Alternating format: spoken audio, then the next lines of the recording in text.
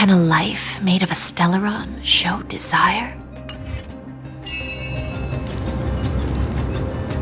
Oh, the bigger the risk, the better the reward. Take a look. This is pure genius.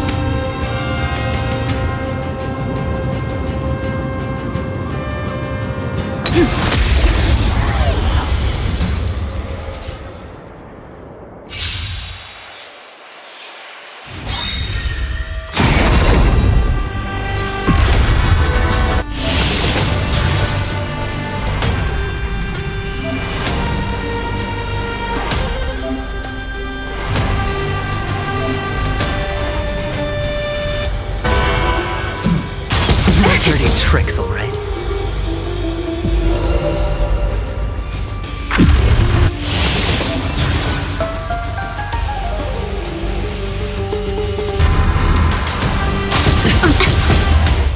All in.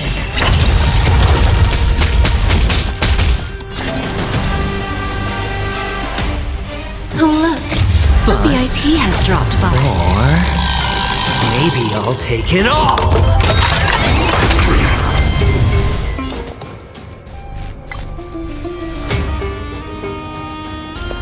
Don't let me down. Sure, I'll play along.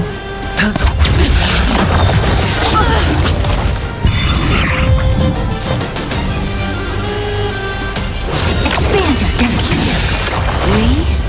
There's no backing out now, for me or you.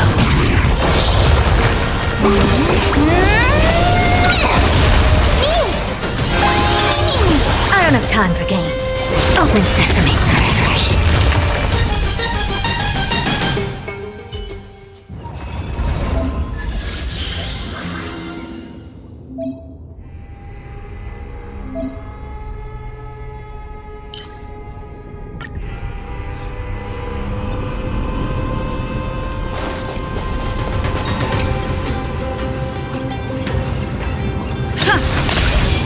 We need a strategy.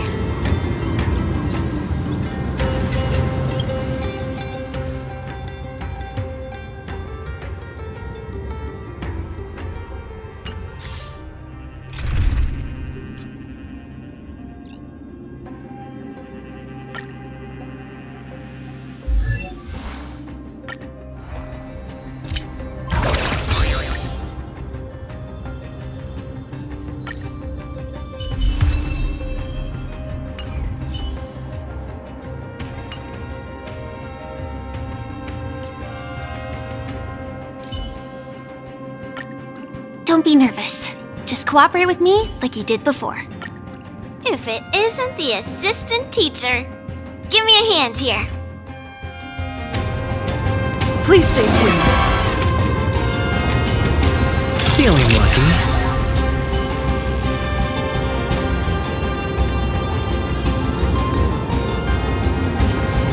Intercepting sword technique.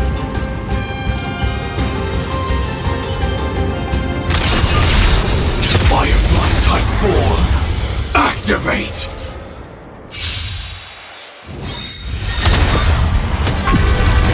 Through clouds.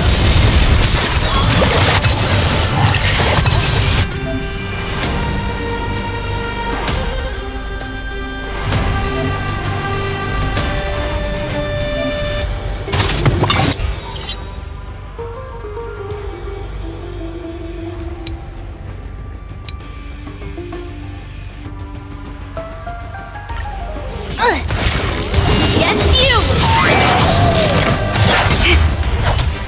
Right on time. Target sighted. All units The on mood is alert. set. Just let the show begin.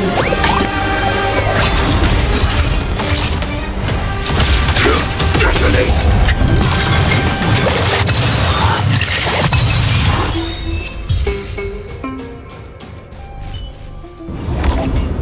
Every victory is hard won.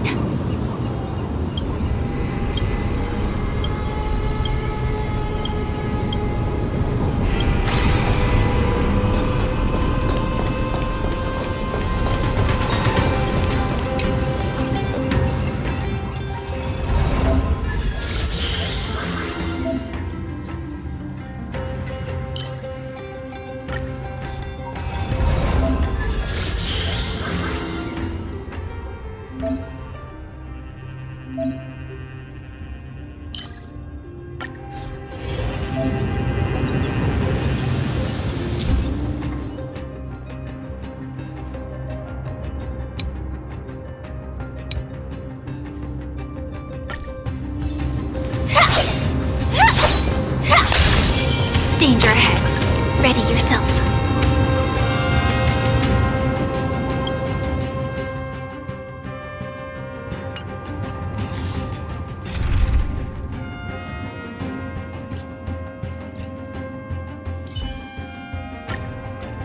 If there's anything you need, don't hesitate to ask.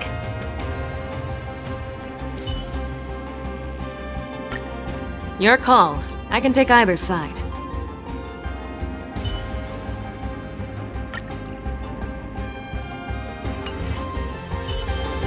Oh, the bigger the risk, the better the reward. Feeling lucky. Show your courage. Let's see something. All together!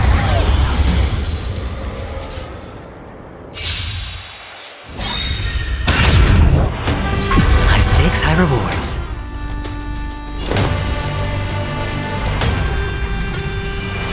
Spend freely.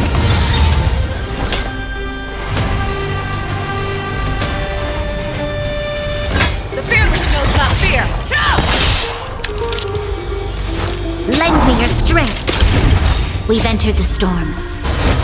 To guard and defend, crush them. I venture forth to hunt forever. Triumphant! Victory is inevitable!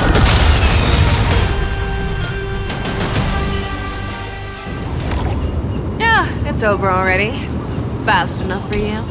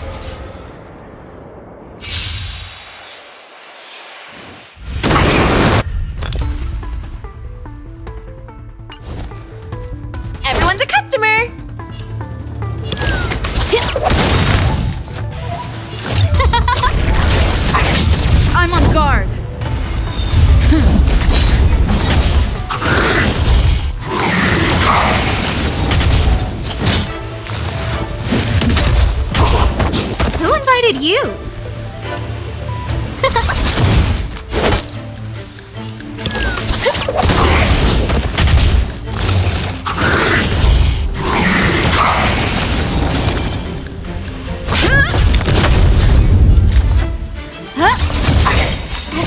is ordained. Oh, stars, give these trailblazers your blessing. Oh, feast your eyes. Happy New Year!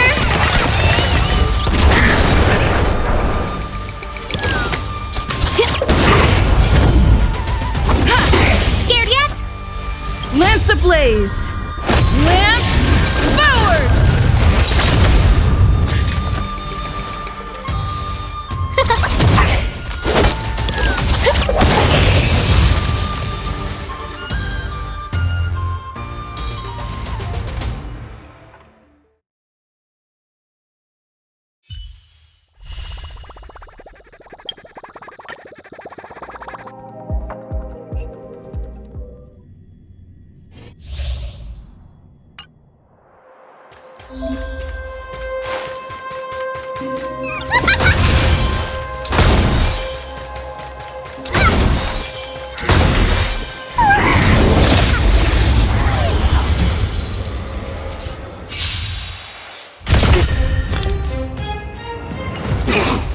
Time to get vigilant! Who will it be? Time for a shot.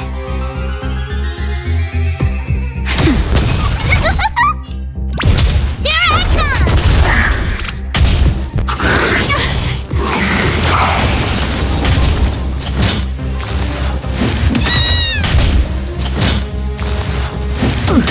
No manners, huh?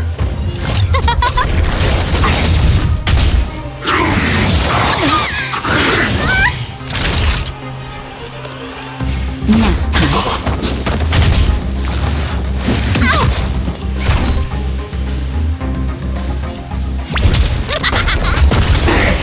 Scared everything is ordained by— Oh, stars, give these trailblazers your blessing! Just a little something. Think nothing of it. You're a good bird! Follow hook if you want to win!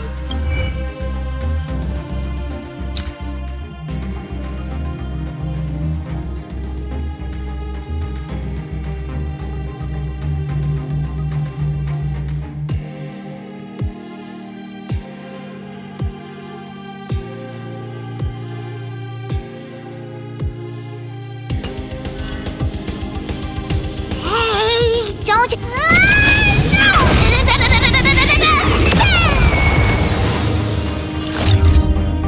Who will it be?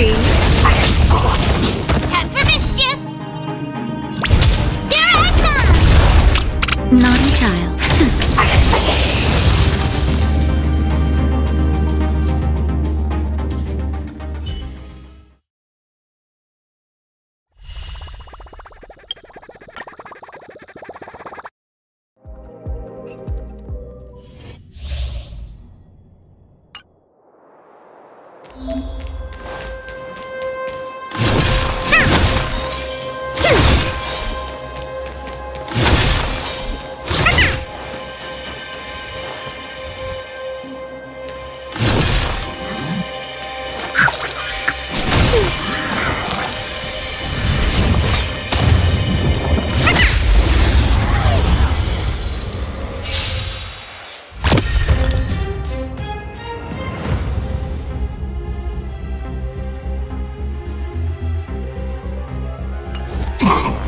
We're in trouble now.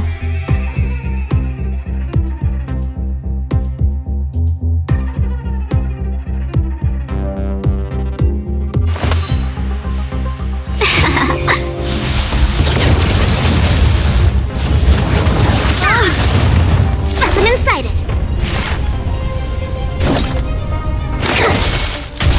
Let's make it quick. Yeah. Welcome, customers!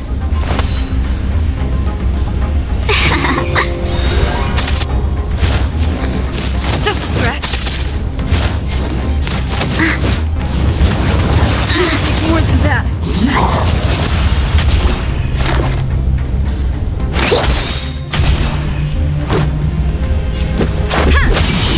A thousand wonders to raise your spirits! Fight as one! Not my lucky day. Commencing research.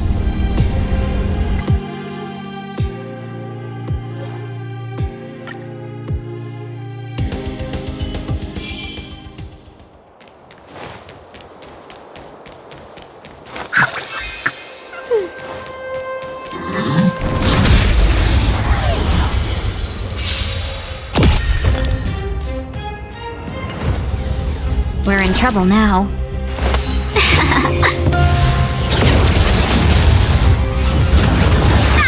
It'll take more than that.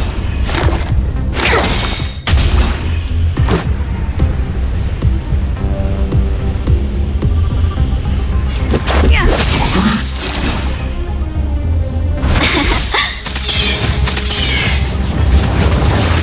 You'll pay for that. Here, try this!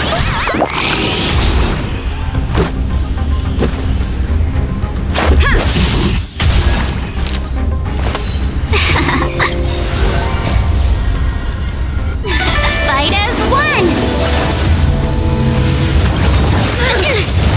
To travel far away. Better late than never. Rules are made to be broken.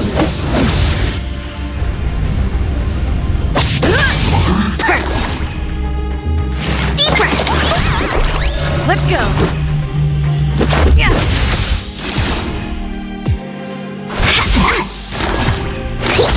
Let's make it quick. Yeah.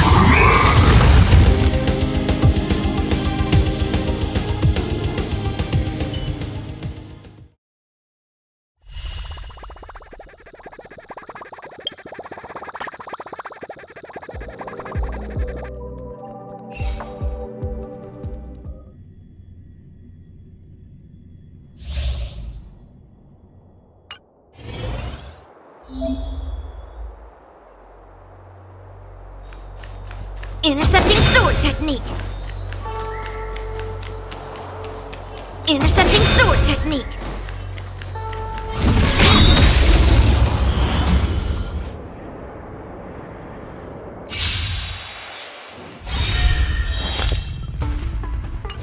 Descend to earth. We're in trouble now. What are you made of?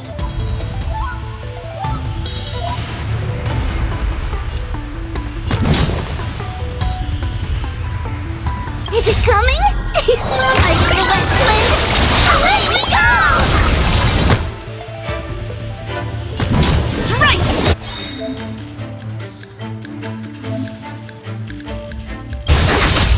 Melt! Go, go, go! Commencing classification. Can you talk? Lead through clouds!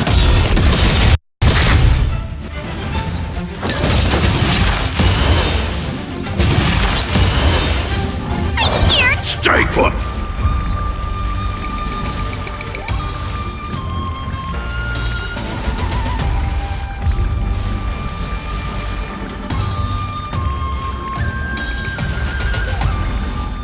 Fool! You can't play dead standing up! Shh!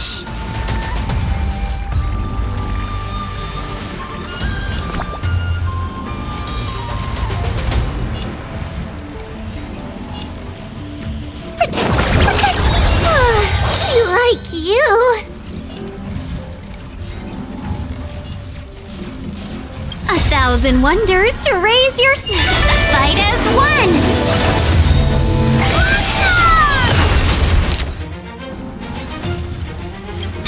Don't come any closer. Fiends or devils!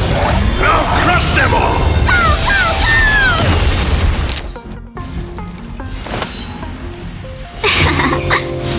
Within the self, not the sword.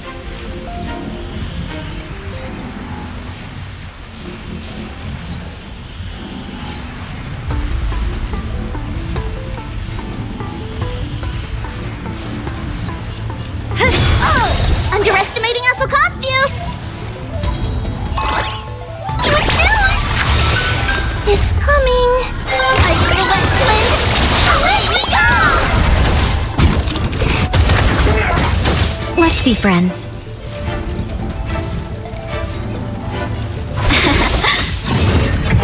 Yeah. Right on time. Yes, you! Get that!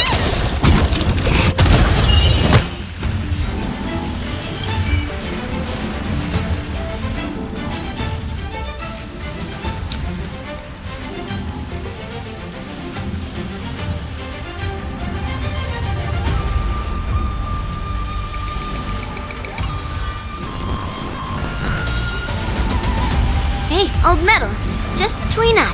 Ha! Welcome, customers. Melt! 1,000 wonders to raise your fight as one.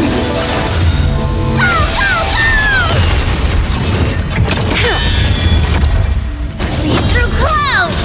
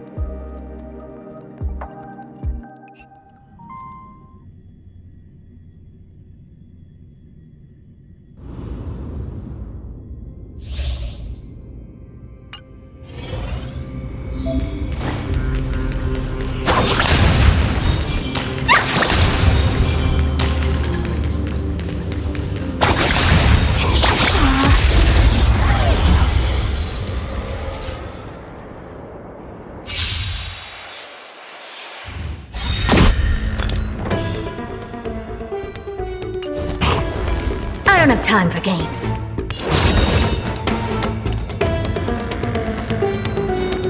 Open sesame.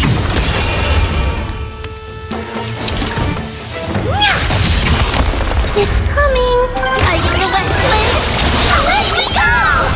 That's all you got? Underestimating us will cost you. Delivering warmth. Honored to meet me. Do you know who I am? This big diamond! It's all yours! Time to twirl!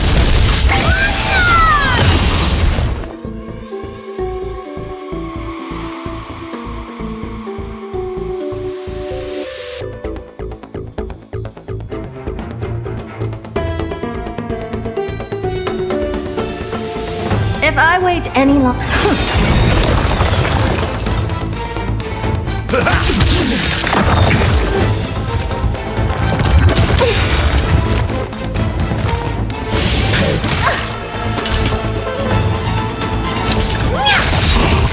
Never seen perfection before.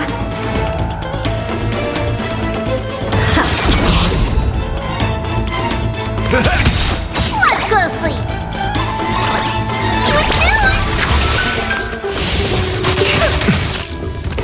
What are you looking at? Helpless as ever. Step up, let's see ya! It's coming! Are you the West Wind? Let me go! Nice like a good brew, full-bodied and sweet. My friends, indulge yourselves! Do you know who I am? This big diamond! It's all yours! Time to twirl! Curiosity is a endless riddle. Nothing but a boy.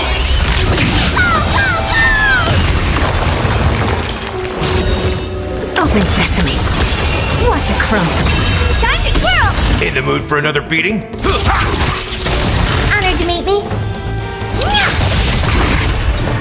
Expand your thinking.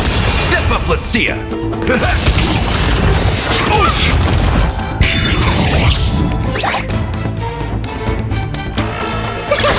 What are you looking at? Is it coming?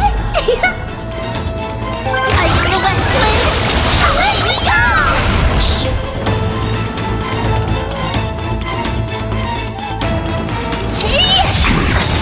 Helpless as ever. Open sesame. Time to twirl! In the mood for another beating? Curiosity. Endless riddle. Nothing but a boy.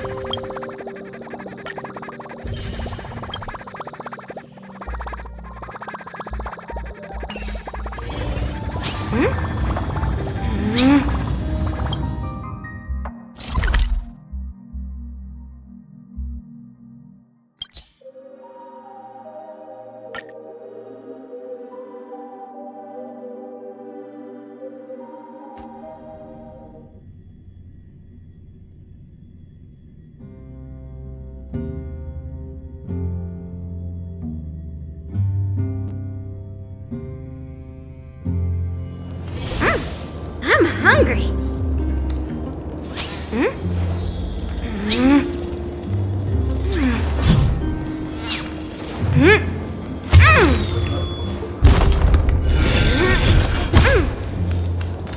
This is...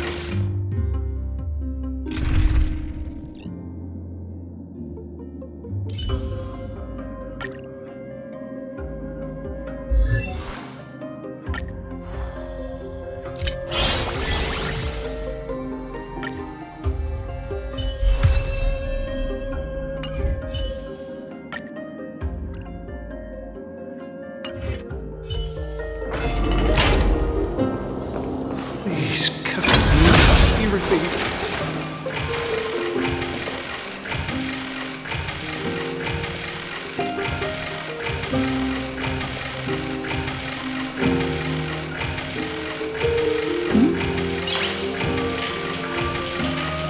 Noise.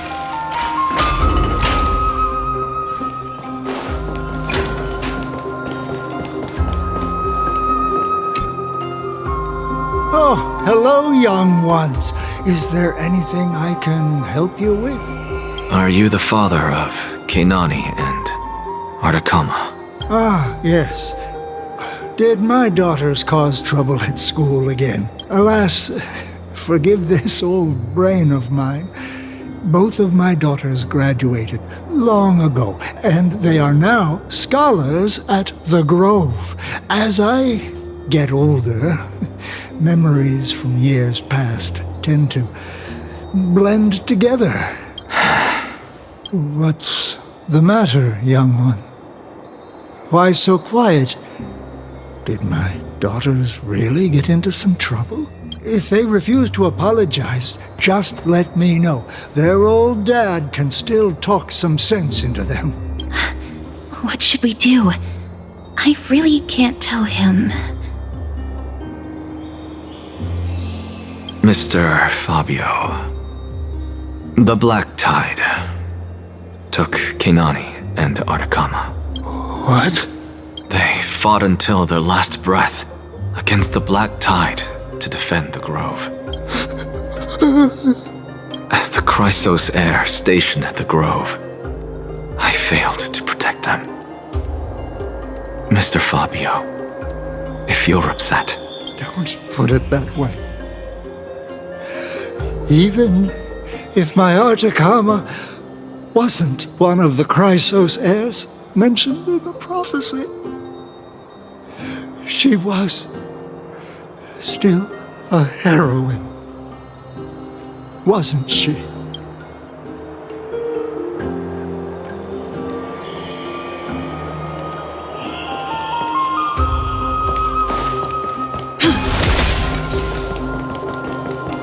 What's Dad talking about? What's wrong? I'm busy. There's a lot going on in the city, and I've got my hands full. Mister, we're sorry to bother you, but... Wait, Lady Castors, did Lady Aglaia send you because of some mistake I made at work? Keep your cool, Titus. I'm Anaxagoras from the Grove of Epiphany, and a colleague of your father, old Titus. A few days ago, your father passed away. Wait, what? My old man died? That's no shocker. At his age, he was due for the River of Souls any time. Just up and left me behind. That old man. I've been telling him for ages to stay in the Holy City and enjoy his retirement. But no, he just had to go off to that grove and mess around with those scholars. Still wouldn't budge after all those arguments. That stubborn old thing. I already got him a retirement home and was waiting for him to come around. All my effort is wasted now, and he didn't even give me a chance to say goodbye. That bull-headed old man, stubborn as a mule. What's Dad talking about?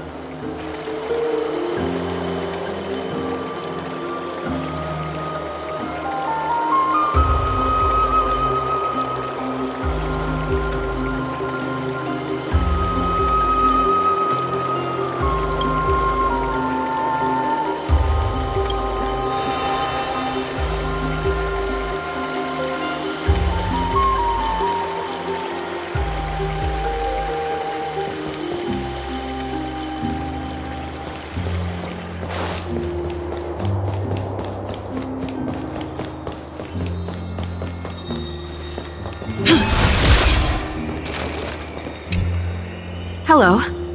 And you are? Hello. If I'm not mistaken, you are Callinicus's wife, right? Yes.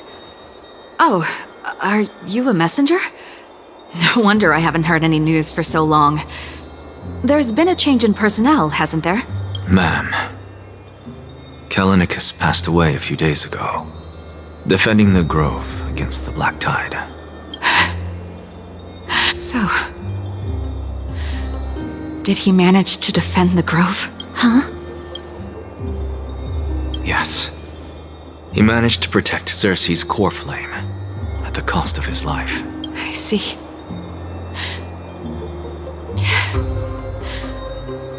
I'll select some of his possessions and pick a nice resting place for him.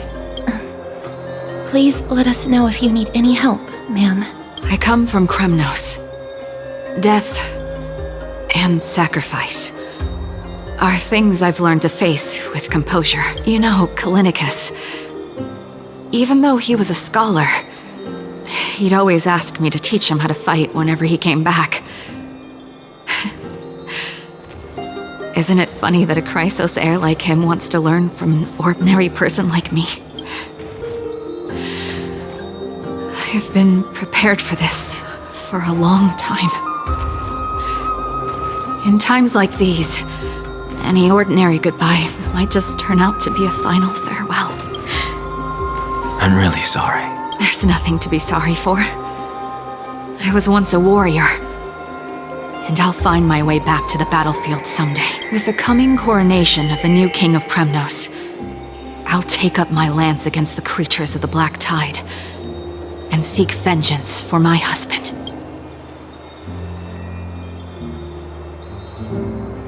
That is it. That's all the colleagues' families that I remember. Good work, Miss. And Professor Anaxa. Let's go. Take me to see Aglaya. All right. I'll lead the way.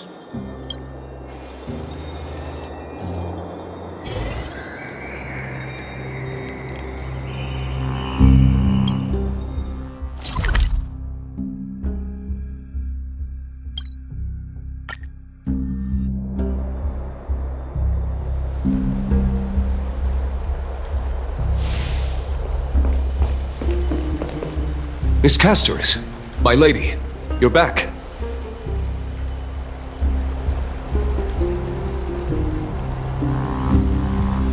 Hello. We have an important matter to discuss with Lady Aglaya.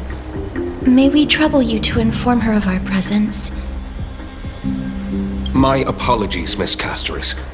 Lady Aglaya has just informed me that she has no time to receive anyone at the moment. That's just great. She refuses to even see me. Answer me this, friend. Did Aglaya order you to take me directly to prison? Who are you? Please don't jest. It's possible that she really is busy. Let's wait here a moment, and I'll try to contact her using the slate.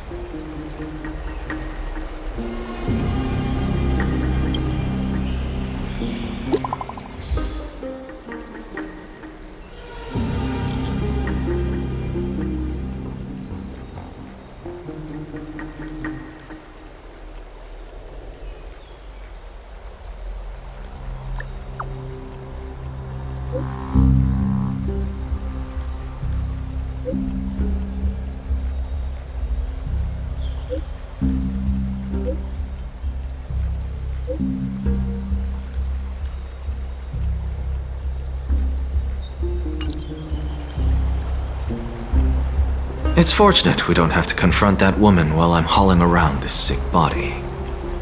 Castorus, and this friend I haven't gotten the chance to know, I'll take my leave for today. That Titan made a myriad of adjustments on their own. My head still aches from that. I don't want to stay a second longer in this noisy city if I can. Please be careful. Akama isn't the Grove. This place is covered by her golden threads. I know. That woman is extremely confident I won't escape her grasp. Don't worry. As I said before, I'll mind my behavior. Miss, so many unexpected things happened on our journey to the Grove. We truly had no intention of putting you in danger, let alone face the Black Tide head on.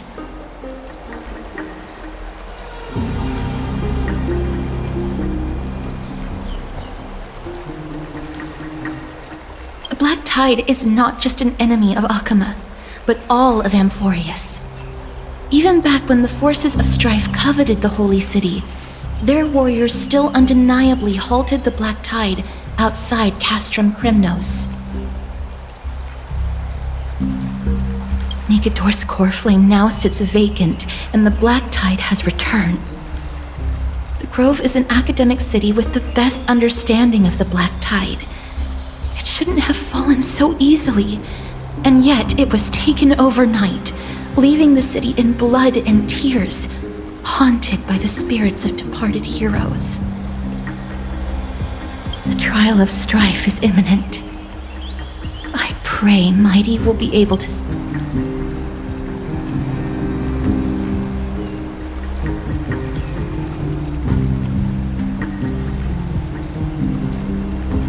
Lady Treeby once traveled across thousands of cities in Amphorius to repel the Black Tide. But even they have no recollection of this powerful enemy in all their journeys. Perhaps the fall of strife has triggered even more terrifying events in unseen places. As for me, I detected a strong stench of death from that entity. But it wasn't because it had a connection with Thanatos. I'm afraid it's purely because it has sent countless others to their deaths. Speaking of Thanatos, Miss, there is something else I wish to verify with you. You must have an idea of the curse I bear by now. I was born as the shadow of death, a poison shunned by all living beings. Yet when you caught me in the Grove, I'm curious why you weren't affected by my power, Miss.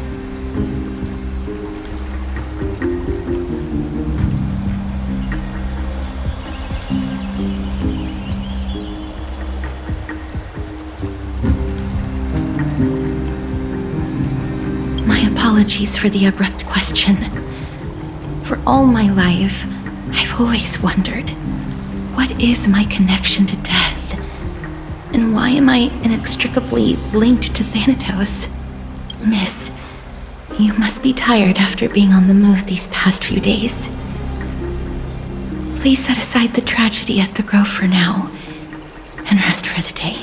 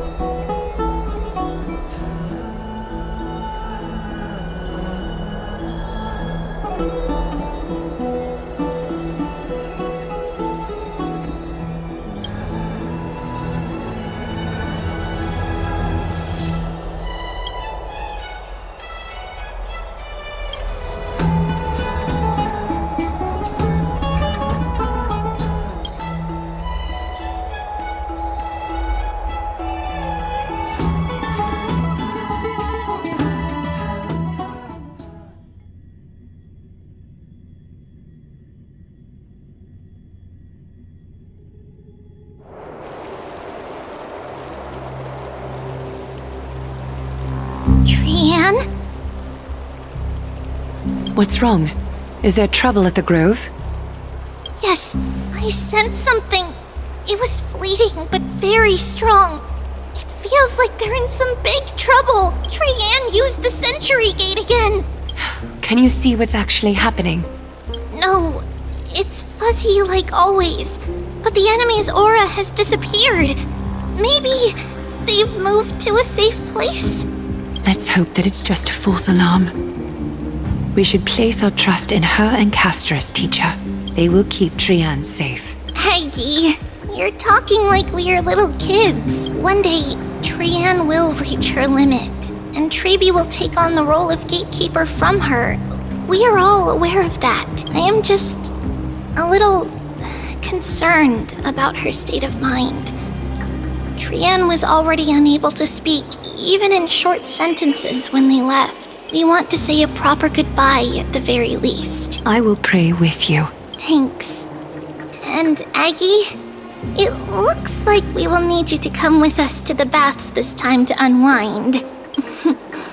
It feels like neither of us have laughed for a long while. It's time to head out with the west wind! All right.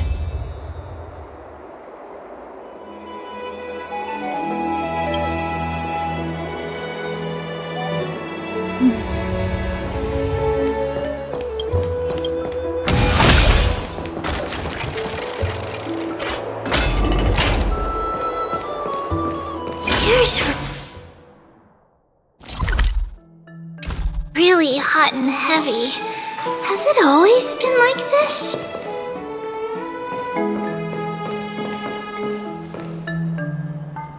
What's going on? I heard it's the Kremnoan.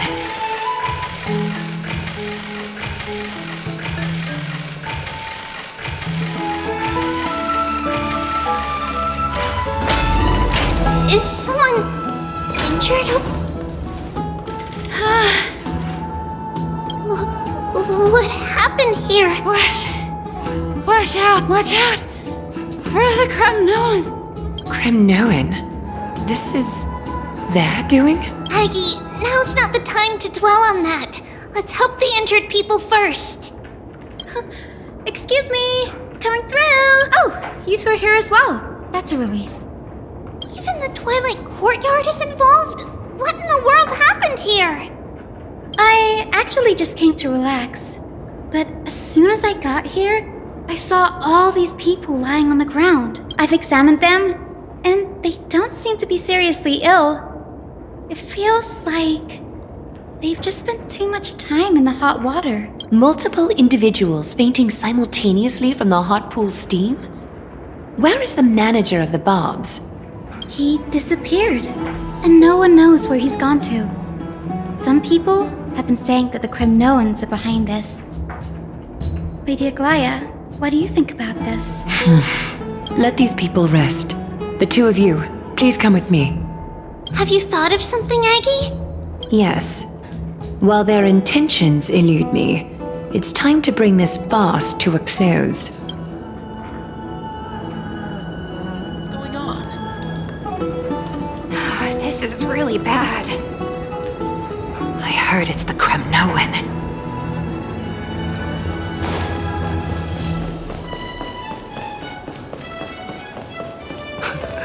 This is all you can. Snowy! Even Snowy! The culprit is Mightimos. Dee! What did you do to everybody? It's just another duel where I claimed victory. Duel? As I expected. On the surface, these two are the mightiest warriors in the Holy City, but they're still impulsive youths at heart. Speak up, Mighty. Tell us exactly what kind of foolishness you and Finan indulged in this time.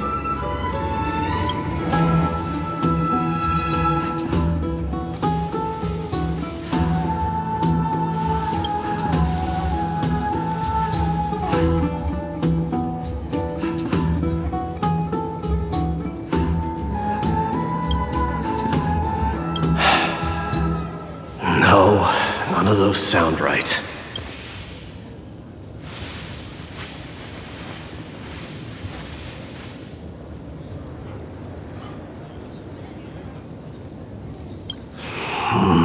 Forget it.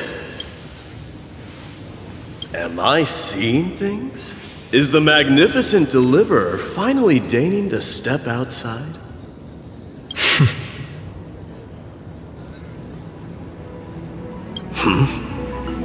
What kind of response is that? Nothing. I was just imitating your usual response. I don't feel anything special from you. Have you passed the demigod trial? The ritual hasn't reopened yet. In case you forgot, it hasn't been that long since I pulled you out of the trial. I didn't forget. Then, you're welcome. In twilight's last gleam, Makima stands bold. Her walls sturdy, tales untold. Dreaming of her fruitful gardens, pilgrims arrive from distant lands. Figs and olives, oh so grand. Yet little do they know that they will step into flames, fuel to the fire, a burning brand. What are you playing at this time? I just felt like reciting a few lines of poetry. Surely the Crown Prince of Kremnos knows how to appreciate poetry, right? Kremnoans steer clear of such weak literature. But my library doesn't lack collections of this kind. These lines express the poet's yearning for their home, just as Akama is distant from many people's homes. I know how to interpret poetry, Haikis. There's no point in pretending to be profound, my friend. Thank you for helping me out when I was in a tight spot, but it seems to me that you aren't prepared for the trial either. Don't compare your situation with mine. My people are still relying on me. I can't ascend to godhood on my own without first resolving their issues. So, are you suggesting that you, the mighty Mightimos, and the heir to the throne of Kremnos, wish to defy tradition that has endured among your people for millennia?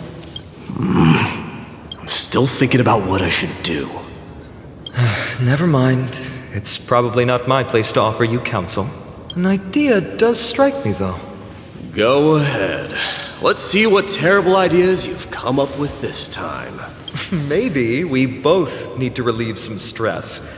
Come, Mightimos, let's recommence our previous competition. This time, we'll see who can stay in the super hot bath for longer. What? Are you chickening out? The phrase chickening out does not exist in the Kremnoan language. I just find this situation absurd, that's all. All-knowing historian, are you not aware that we Kremnoans use boiling water from sword forging for our baths? Looks like I'll have to teach you some royal etiquette today. And thus, an unprecedented sauna battle commences! With unparalleled resolve, the two warriors' determination even alters the very hue of the steam. Flames intertwine with scalding vapor, reaching toward the heavens, shrouding the sky, and since we can't see what's happening in the competition, why don't I regale you with a tale of kings to pass the time? Do you recall the legend of the Gorgo lion mentioned by a certain veteran? The central figure, the main. Long before the dawn of Erechrysia, the two beasts started their timeless battle on the plains of Tritos. The lion regarded the oryx as its food, while the oryx perceived the lion as a scornful, oppressive, and challenging barrier that it swore to topple with its antlers. For tens of thousands of years, without respite, the two creatures thus continued their relentless pursuit and rivalry. It fixated on its rival's fleeing form in the chase. It set its sights on the other's neck, nearly within reach. It was stuck in a corner. It had nowhere to escape. On the land of Amphorius, some lives gods meet their end at dusk. Some at dawn, and at last, the most scorching moment of the day descended upon them. The formidable hand of fate heeded their call and arrived! My lords, would you like me to reduce the temperature a little?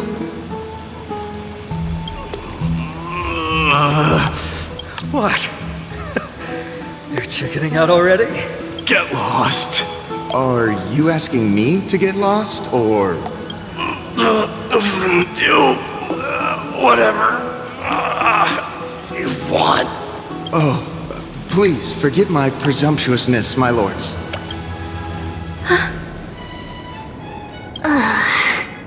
What a spectacle of folly. This is what you get for daring to challenge a Kremnoan without understanding your own place. What I'm saying is, your little game dragged down quite a few innocent souls alongside you. We will personally escort back home the customers left awestruck by our formidable presence. This isn't fair. You are wearing way less than I am. Is this the latest trend now? Getting into the baths while dressed in full armor? Don't look at me like that. It was he who challenged me. There is no word for flee in the Kremnoan language. Very well. Let us bring this farce to a close, shall we? Warriors, it's time to get moving.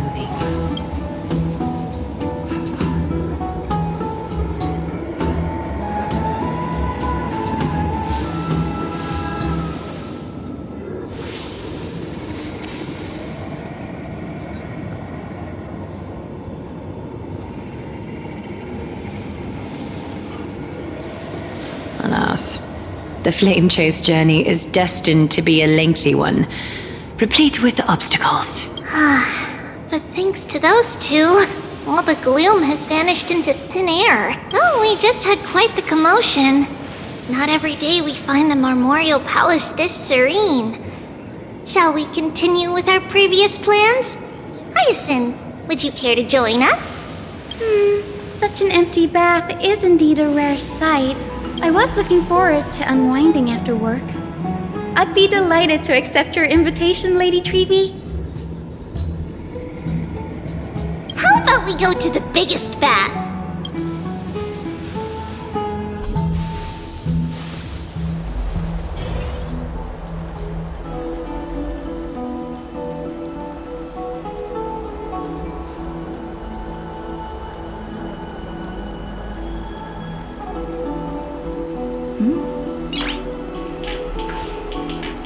Nice.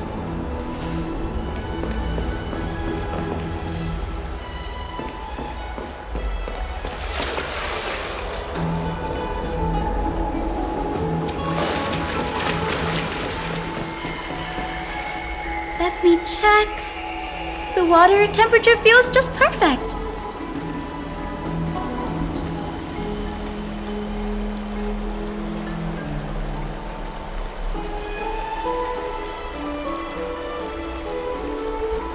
So, how is the feeling of having the entire bath to yourselves? It's so good. But, Lady Treeby, aren't you going to soak in the bath with us? We will have to pass. After all, we've become children. Please understand that she can no longer endure the heat of this pool due to the blessings of Yanis. Oh, Are you curious about us, Hyacinth? I am, but something tells me that it might be better to change the topic. Don't get all nervous. It's not something we can't discuss. The truth is, a long, long time ago, we were a mature adult just like Aggie. Then, because of reasons, we inherited Yanis's divinity and gained the power of passage. And in return, the price we had to pay was the splitting of our soul. Each opening of the Century Gate intensifies the strain on Treeby and the others. They are gradually regressing towards infancy, both in body and mind. We don't know what awaits us at the end either. But anyway, that's why we've turned into children. In that case, when you opened that giant sentry gate above Akama during the battle against Nikador, Well, there's no way around it. We all know that the flame chase journey won't be a smooth ride. maybe we can find a way to fix it. The primary research focus of Noosporists is the soul. We explore its depletion and methods to restore dispersed souls. As long as research continues, there might be a breakthrough that can help. We will do everything we can. So your first reaction is in fact denial. You're indeed an Access student. I look forward to your good news, Hyacinth. Now there's another reason to look forward to tomorrow.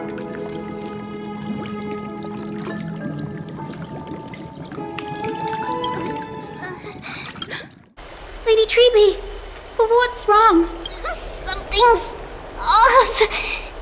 It's that strong feeling again. Is it Trian? Wait, no. It's not Trian this time. It's Trinan. Trinan is in danger.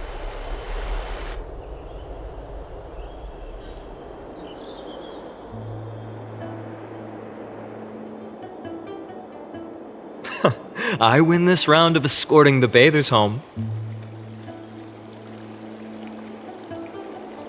How does one contender alone make a valid competition? Offering a compliment or two wouldn't be the end of you, you know. What is that word? Is that your native tongue? It means hyena. I'm likening you to a weak hyena. By the way, you emphasized the completely wrong syllable. Though we've been acquainted for some time, I have rarely heard you talk in the ancient tongue of Kremnos. It's because I'm not exactly a master at it either. I can listen and read just fine, but when it comes to writing... You can write? You speak as if you don't have a brain. That was in jest. I understand. After all, you spent all your childhood wandering far from home. Worry about yourself first, Deliverer. You also never mention your hometown, apart from when you need to introduce yourself. Well, it's because there isn't much to say. Ides Elysiae is simply a tiny village that disappeared many years ago in the flames of war. The only times I get to see it are in my dreams, and in the trial from the Lance of Fury. I knew it. Yes, I saw it all. Ides Elysiae ablaze with everyone. My family, friends, and my kin, lying in a sea of flames. A blood-red half-sun hung in the sky, just like on that day. And killed Cyrene. But I saw its form this time.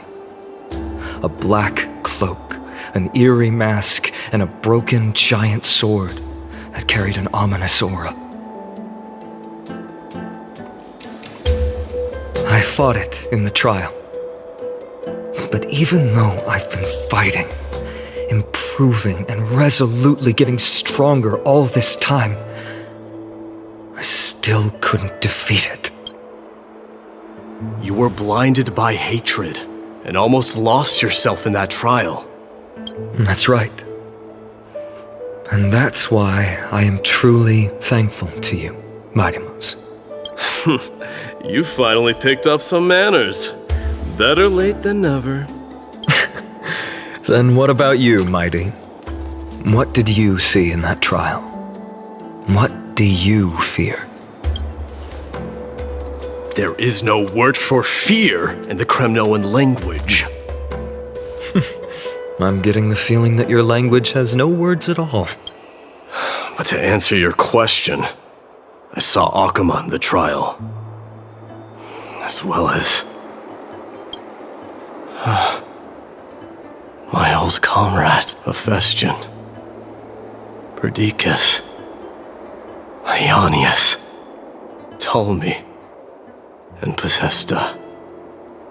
Ever since I returned from the Sea of Souls, these 5 have been by my side. We faced life and death together during our days in exile. Those 10 years were arduous, yet filled with moments worth treasuring. Each night, we would gather by the campfire, savoring honey brews and singing our hearts out. The wind in the wilds of Emphorius smelled like rust. Hephaestion would always tease me about adding goat milk to the honey brew, claiming I ruined the blood-red color of the drink. He had a scrawny figure, but was a relentless force on the battlefield, dispatching foes without so much as a blink. Perdiccas was an expert in concocting medicines, delving into all those strange folk remedies. Ionius was a swift runner and our most reliable messenger. Ptolemy was a real bookworm, always spouting off in chapters and verses. When we left Kremnos, he made off with a stack of ancient tomes from the Grand Library. Not like it mattered, as my family owns the library. And then there was Possesta. He was the silent type, but a truly masterful musician. This is the first time I've heard you mention these 5. And their names. They died on the battlefield before the Kremnoan detachment managed to join Akuma. Perdiccas was the first to go. He was shot in the stomach by a poisonous arrow from the people of Ladon in the 2nd month of cultivation. In the end, his remedies mended all but himself. Midamos, do not mourn. I have achieved honor by bestowing a noble death upon the enemy. Leonius died in the 5th winter. Idonia's snowstorm lasted 3 full months. On the night of the fiercest storm, our foes launched their assault. Idonia. Is that the city Castorus used to live in? Yes. Those zealots were as fearless as Kremnoans in the face of death. But they lacked respect for honor. They cornered us in a bottomless swamp. Leonius covered for our retreat. And they cut his legs off. He vanished into the mire of a foreign land, his body never to be recovered. This is perfect. Midamos, I can finally deliver the news of you ascending the throne to the Netherrealm. 20 dusks later, we finally breached the walls of Idonia and entertained the usurper's plea for peace. However, the rebels refused to surrender and set up an ambush within the city. Ptolemy and his cavalry met their end before they could even relish our triumph. Those obelisks that collapsed after being set on fire became their final resting place. Midamos, please tell my family. It was not cunning schemes that vanquished Ptolemy, but the immense weight of Amphorius' entire history. Then, it was Possesta. You lured the enemies into the city of Aenionis with his melodies, buying us invaluable time. Our enemies, consumed by indignation when they discovered the trick, set the entire city and my soldiers on fire. His final words were recorded on a small clay tablet, fractured by the flames. Midamos, don the crown. And at last, my most trusted friend, Hephaestion. He was supposed to stand by my side through it all. But a sudden relapse of his illness hit him on the eve of my duel against my father. He hid his condition from me. By the time I returned victorious, he had but a breath left in him. A Kremnoan dying on a sick bed, I would be a laughingstock to everyone. Vestian, my dear friend, spare your strength. I'll go get a physician. No need. Even if Perdiccas were here, he couldn't stop destiny from taking me away. No! None can take you away.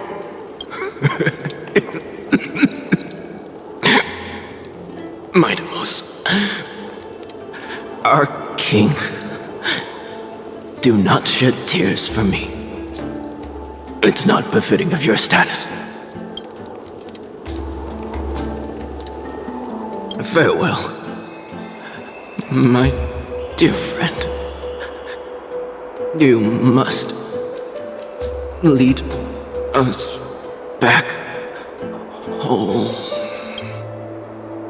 What a grave trial indeed. Now I understand why you see immortality as a defect, or even a curse. My father threw me into the sea of souls to break the wheel of karma. But little did he realize it would grant me an immortal body and summon a fated revenge on his head. Following his demise, I considered leading my people back to our homeland. Kremnos had already turned it into a wasteland. Only darkness and insanity thrives there, against the dissent of many, Krateros included. I made the Kremnoan detachment stay in Akama. But I know that their glory will never be doused out. The instant of strife shall inevitably arrive. If you take over Nikador, then you must begin the journey back to your homeland. So, you hesitate because you think leaving your people in the Holy City is a better choice? I don't know, but I have never been crowned. And those 5 were never endowed with any titles. None is aware of their glory. Your predicament is truly complicated. I don't know how I can give you any useful advice. Maybe you could seek counsel from more people, such as the Grand Craftsman. Cartonis' people seem to have been through comparable dilemmas. And that teacher of yours, Krateros? Dee, we've got a big problem! Big problem! Lady Triby, what's making you so flustered? Hurry up and go save Trinan! She got abducted by Krateros!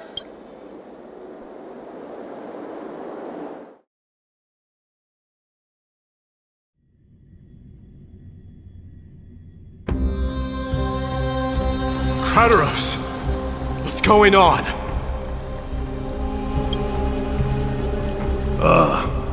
Mightimos. It seems I was the one who exposed my vulnerabilities first. Aglaya, I demand an explanation. This man abducted Trinan by force and forced her to bring him to the vortex of Genesis. He then brazenly stepped into the trial of the Lance of Fury, and naturally failed. She telling the truth? Why did you do that? Because I don't want to wait anymore. Your hesitation made me desperate. If you want to run away from your destiny to become king, then keep running. Someone will eventually stand up and fill in the gap left by strife. Then they will lead our people home. Age has blinded you, teacher. Can't you see that I'm hesitating because of this very recklessness seared into your blood? Krateros, do you truly believe you're worthy of entering the trial? To blaspheme against the prophecy? Does the mission we Chrysos heirs bear seem like child's play to you? Do you know how the Kremnoans see you, Aglaya? You're a hypocrite and a megalomaniac. The prophecy of Genesis and the Flame Chase journey are just excuses for you to seize power. Silence, Krateros. Do you even know what you're saying? Are you defending this woman, Mightimos? How many wars did people start because of her and her so-called prophecy? How many cities fell in the past millennium? Their people massacring each other. Even if this so-called Genesis really exists, will there be a place for the Kremnoans in that new world?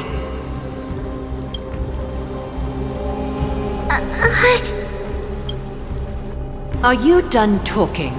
By agreement between the Chrysos heirs and the Council of Elders, those who trespass upon the vortex of Genesis need not be tried by the Council. I am allowed to pass judgment alone. Krateros, your actions are unforgivable. I hereby sentence you. Aggie, wait! We have a proposal! Someone has to resolve this conflict between the cities. Lord Krateros did not use violence to harm us. We can sense that his anxiety stems from his concern for his people's future. Please, Aglaya, hear us out first. I'm listening. I'm sorry, Lord Krateros. We were so preoccupied with deciphering the fragments of prophecy that we neglected those of you not favored by its message. Your accusations were harsh, but justified. We wish to earn your trust and those of the Kremnoans. I think the best way to do that is to take you to witness the source of the prophecy for yourself. How are you going to show me something that has no form? You've heard about that Outlander, right? She has somehow made a connection with Orynyx and can completely replicate scenes from the past. We will ask for her aid. Tomorrow, at the Abyss of Fate in the Temple of Yanisopolis, we will show you everything from that distant memory, Krateros. A fair proposal. I accept. Until then, you will be stripped of your freedom. That is my one condition, and I will brook no argument. It is not the first time I've been made someone else's prisoner. Do as you please, demigod. Teacher, why did you do this? Forgive me, young master. But I just cannot wait any longer. Ever since your father died, our people and I have been waiting for a day to revive Kremnos. We placed all of our hopes in you, but never received an answer. This obsession for returning home has become a sickness for our people.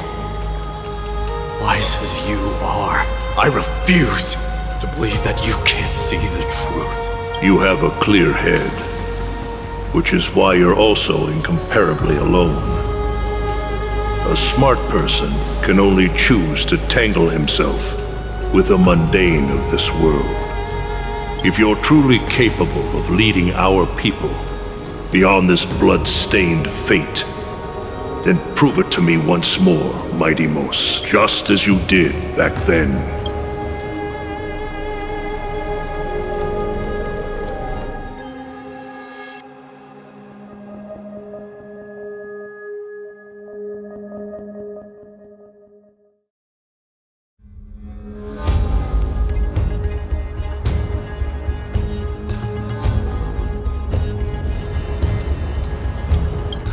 A fierce fighter.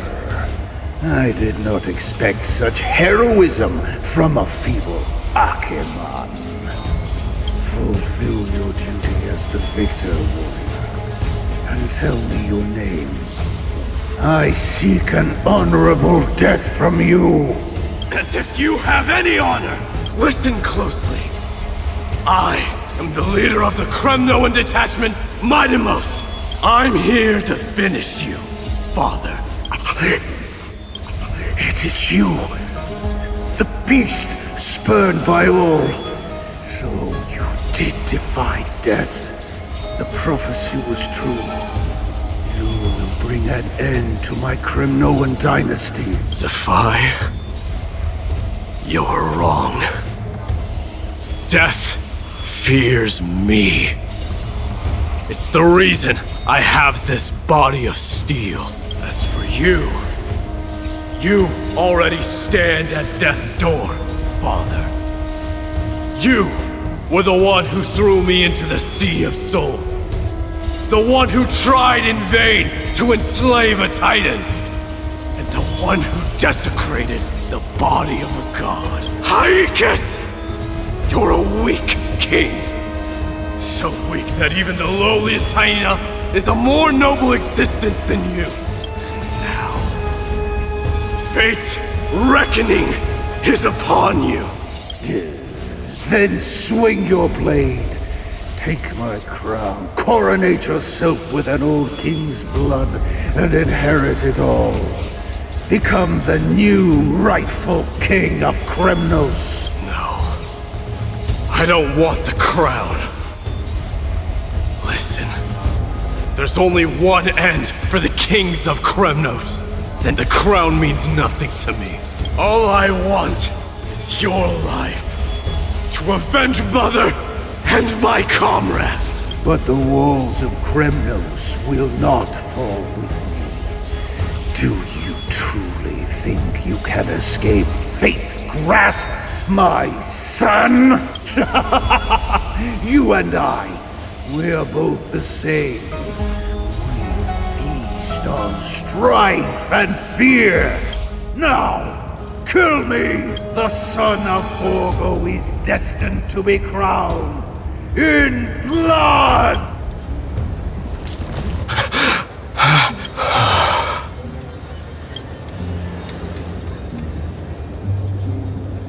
Kratos.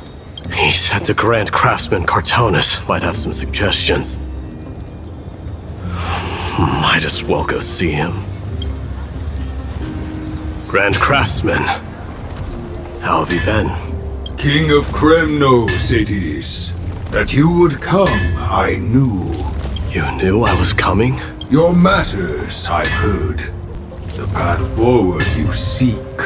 Many questions you have. But before that, take this. What's this? A signet ring.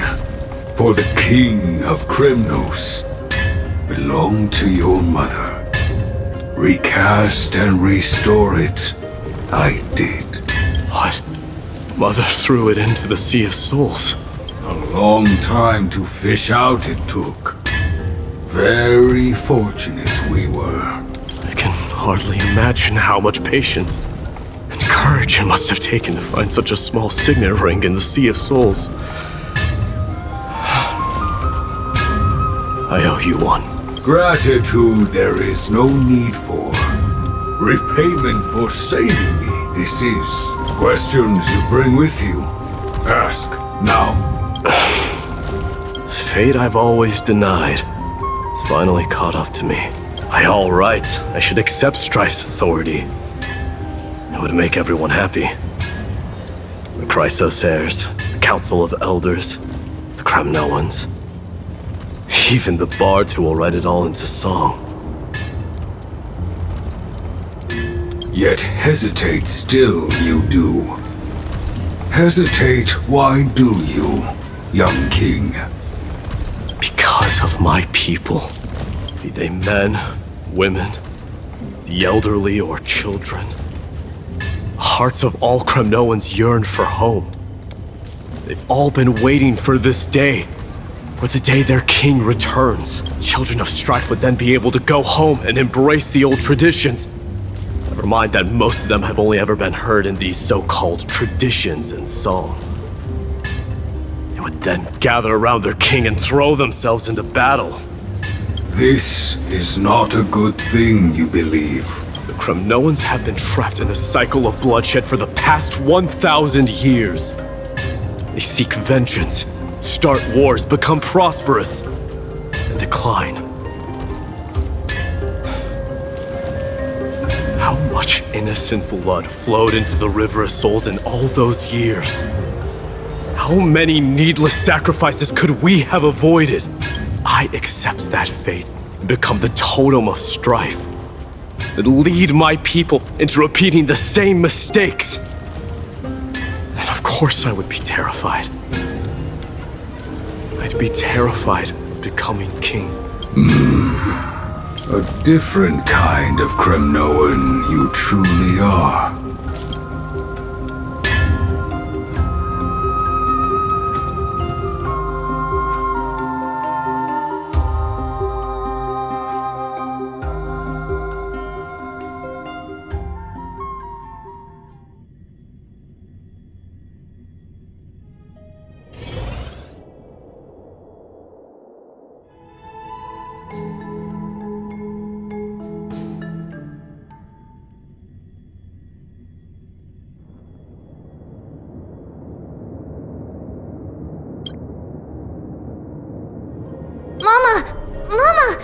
I had a dream. Oh. Now what did you dream about, my darling Trebios? I had a dream that I turned into many me's.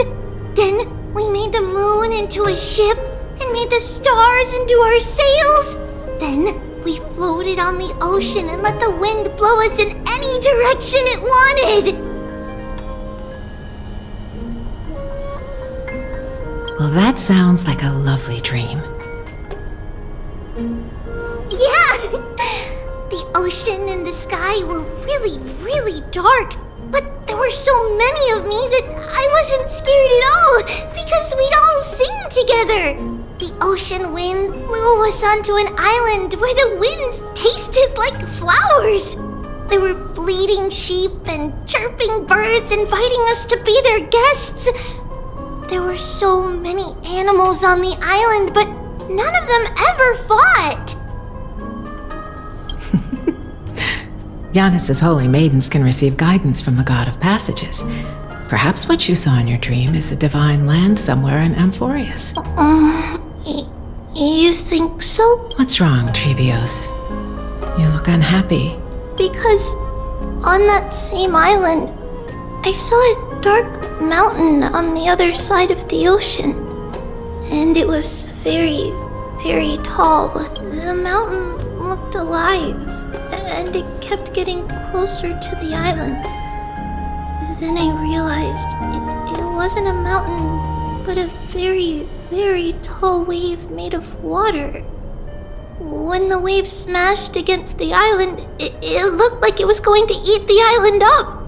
The small animals tried to chase it away, but they couldn't stop it. Then there was a bang and I woke up. A dark wave. Mama, does something that scary exist in real life? Yes. Unfortunately, it does exist in Amphorius, but it's very far away from our temple. We call it the Black Tide, though it has nothing to do with water. It has no shape or form, but it can swallow up animals, humans, and even titans, turning them all into monsters. Oh, the Black Tide is a baddie. I don't want everyone to turn into its food. Can't we chase it away? Of course, my dear. You only need to behave well and listen to what the adults tell you. Study all the knowledge and etiquette you need, then grow up and become a proper holy maiden. The divine Giannis will then give you guidance and help you light the way for the people. Wow, I'm gonna eat a lot and study a lot and become a holy maiden. But Mama, you said the Black Tide can swallow up titans too. What do we do if even Giannis is eaten? If that happens, then the holy maiden will have to be the one to guide people on the right path. After all, we are the human avatars of the God of Passages, yeah? Yeah! But one person alone is not enough. Once you're older, you'll make a lot of friends. You must do your best to unite them, because that's also our duty as priests. Friends? Are they also like me and Mama with pretty red hair? They might not, but they'll certainly be just as smart and kind as you. Mama? Am I dreaming? Don't be silly, dear. Of course you're not dreaming. I've always been by your side. What? Now be a good girl and call your friends over too. Let's play hide and seek, just like we used to, okay? My Trebios is the smartest girl. I'm sure you remember where everyone is hiding. The voice sounds so far away. I don't remember. Who am I looking for? Your friends, who will chase the Black Tide away alongside you, of course. Is this from my childhood? I don't remember.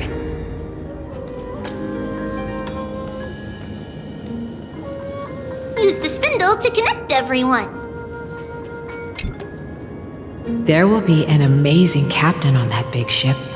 She's cheerful, optimistic, bold, and cautious. She'll be able to get everyone together.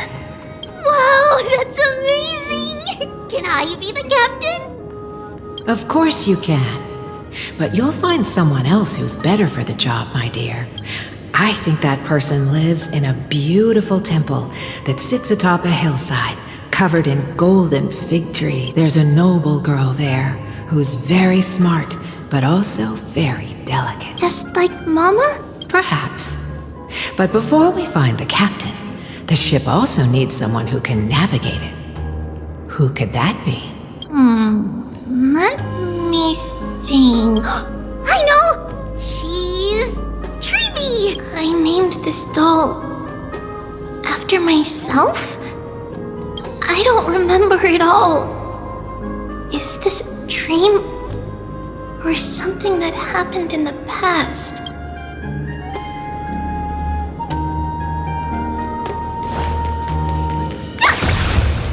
Bad chest! Learning can change your destiny!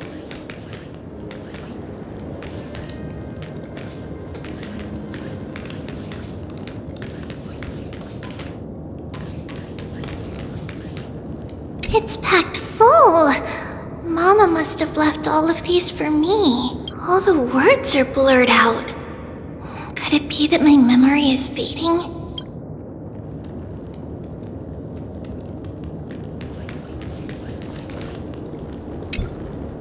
Huh? Why is this doll inside a chest? It's holding a sword. Why? Many years later, many brave warriors will board this ship. They're skilled combatants who fear no danger. Ooh, I can learn how to fight too and protect everybody! Silly girl. You're Yanisopoulos' holy maiden. It's not your duty to fight. There will be many others to protect you. Alright. Then where will they come from? I believe one warrior hails from a lovely village where bulrushes flourish, while another comes from a magnificent royal city. Though each has their own troubles, both are ready to lend their strength for the ship's long voyage. In that case, let Trian fight by their side. This way, they'll always stay on course. How could I have known the name Trian back then? Was it just a coincidence? Or...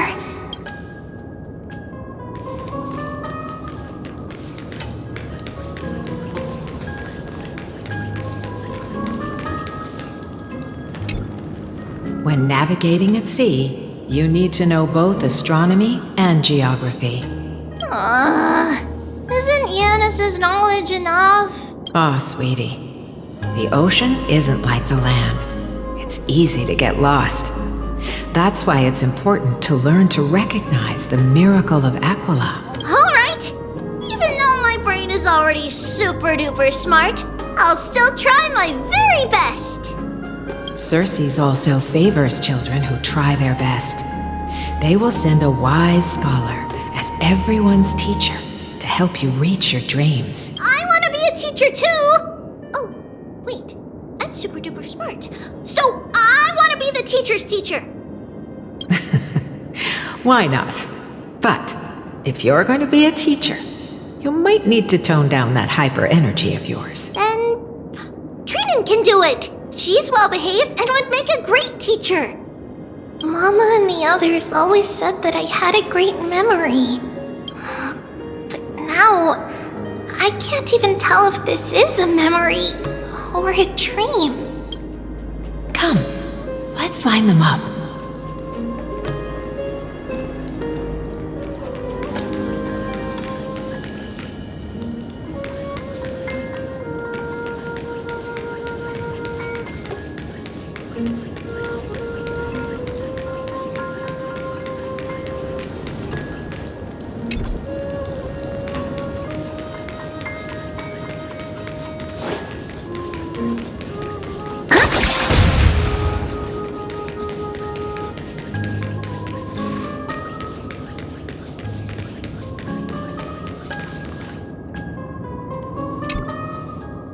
Trebios. Set them on this music box and let them compose a melody for our song. Music box? What's that? Sweetheart, are you still groggy from your nap? You invented it. I invented it? What does it do? Oh, my lovely Trebi. You're usually so bright. What's gotten into you today? Well, you might as well see for yourself. Put your good friends on it and see the wonders it can do. Put the dolls on. It's rotating, and I can hear something. That's right. It's a music box. If you place the dolls in the right spots, it will start rotating and play beautiful music. Out of all your inventions, this one is my favorite. I don't... It's all right, my child. I'll sing along to the tune, and it will help jog your memories. Happiness abounded in this lush land by God's chosen. Giants raised their glasses in a toast, beheld by the 12 constellations. 3 carved the heavens and the earth. 3 wove the threads of fate. 3 molded life with their hands, and 3 guided calamity's gate. They declared the world too unstirring, hence wished endless laughter upon the living. Thus you and I were created, with words and song to weave, and love and intimacy to give.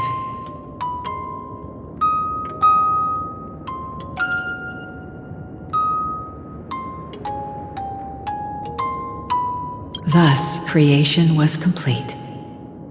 Who then will bear the weight of humanity's souls, to lighten the steps of the living as a whole?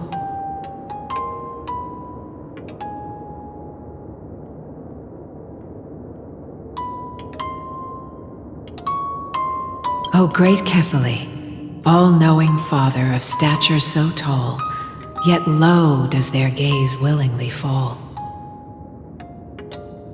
With light of dawn heavy upon their shoulders, golden blood spills unto the land, converging into a boiling river that flows to the heroic heirs of this world.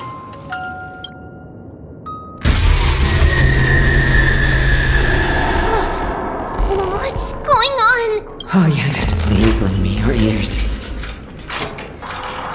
In the black mist, as death and fate draw close, on the bloodied earth, the living dead, but ghosts. What is this world? It mirrors your maze-like fate. What is this world? A silent lament without a trace. What is the past? Wandering ghosts that linger. What is the future? Souls scattered by fate's finger. What is the start? A voyage born in solitude. What is the end? The spirit, lonely and subdued. Lonely and subdued. And subdued. And subdued. Subdued. Subdued. Subdued. Subdued. Subdued.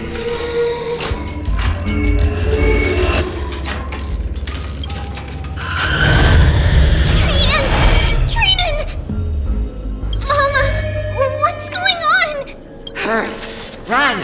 Trebios, run! The black tide has arrived! Where can I go?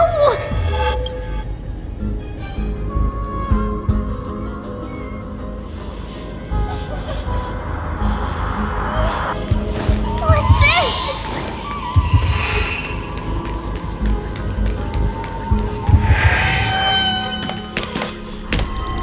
Why? Are there dolls everywhere? This is the sacrifice of a holy maiden. You won't make it to the end. Only one person can. I know! It's fine if we can't reach the end. Our minds are Bid your farewells, Treehouse. Time is running out. Mama, are you going to leave me? My sweet girl. I will never leave you. But remember this, Treehouse.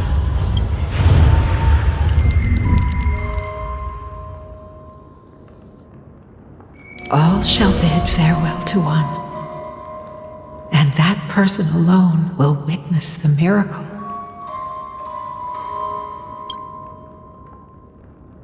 Since your mind is made up, then traverse the black tide and dispel the fog for Amphorius. I shall see you tomorrow, my dearest Treehouse.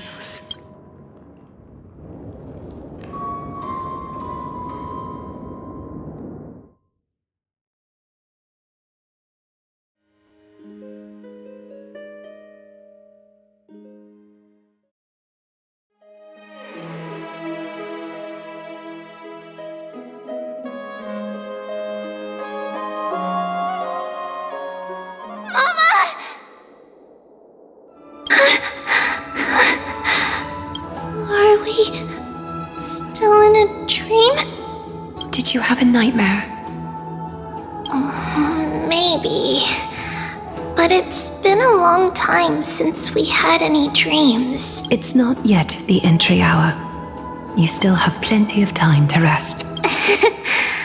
No. Our heart is still racing. It must be that reckless Kremnoan soldier who startled Trinan. And you as well. If you want, I can pass through his chest with the golden thread right now. Aggie, cut it out with the scary talk. I'm just kidding. If I were serious, I wouldn't have waited until now. Do you want to talk about the dream? Keeping it bottled up is not good for your health. We had a dream about Mama. The dream itself was nothing. It's just the timing that feels a bit unsettling. You mean... It's Trian. Even if we refrain from ever using the power of the Century Gate again, her soul continues to slowly drift away from her body. There isn't much time left. Perhaps it wouldn't be such a bad idea to let her relinquish her role as the gatekeeper and live out her days as a carefree child. You have a point, Aggie, but our decision has already been made on that matter. I believe there's still another way. Souls will be spent until they dissolve into dust. Such is our fate.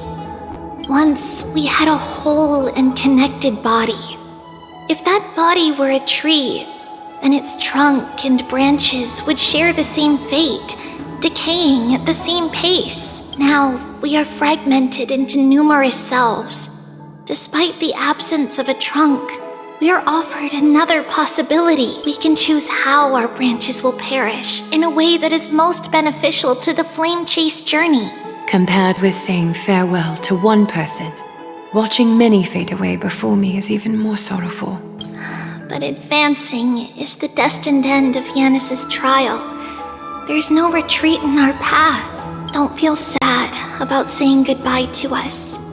We have already agreed on this, right? It won't be long before I forget what sorrow tastes like. So, what would you like for breakfast, Aggie? What?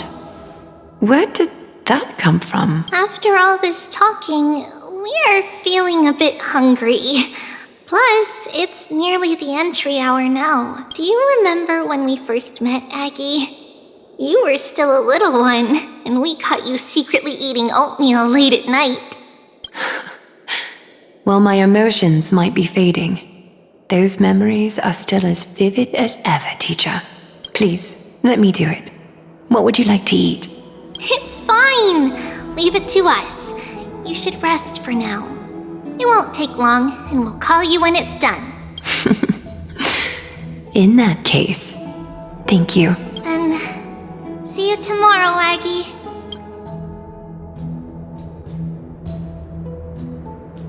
Nevertheless, that nightmare is ominous.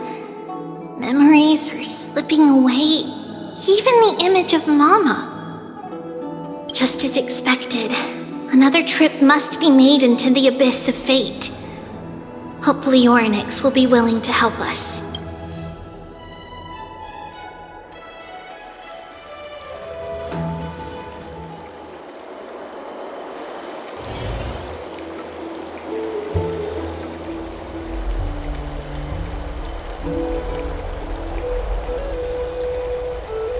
Long time no see, Professor Anaxa. Who are you? It's been a while. I'm the one who once overthrew the entire classroom in that spiritual physics lecture. Oh, it's you. No way. Do you really still remember that, Professor? I remember that glib tongue of yours. What brings you here? Surely you're not here to reminisce. You could tell. Of course. You only beat around the bush when you have a hidden agenda. That's not true. I'm here to seek enlightenment, as always. Could you please teach me everything you know about the black-robed swordmaster?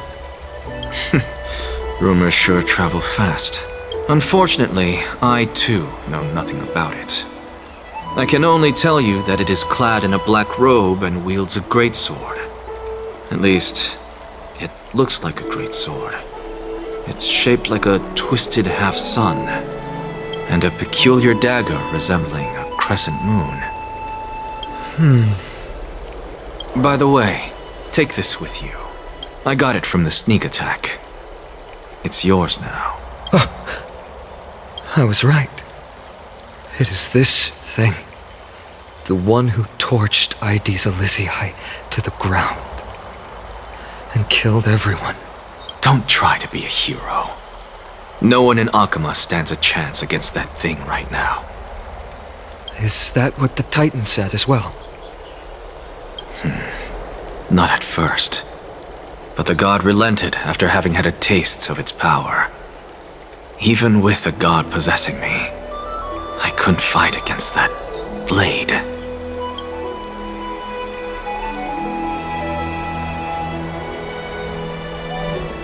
That incredible power doesn't seem to be granted by any Titan. Are you suggesting that it originates from beyond Emphorius? It's possible. Much like the Black Tide, no? Nonetheless, it's an enemy we must overcome. We? Drop the pipe dream, Phynon. No one wants to see you fall by their blade. His mere presence will endanger the Holy City and the Flame Chase. You know that I don't believe in... You don't believe in the so-called prophecy, I know. However, I'm here to seek your assistance, not at the request of Aglaya or Treeby. I just want to eliminate a threat to the city I pledged to protect. That's all. The tragedy at the Grove must never happen again. Take a seat. Since you are sincerely seeking enlightenment, I suppose I can tell you one more thing.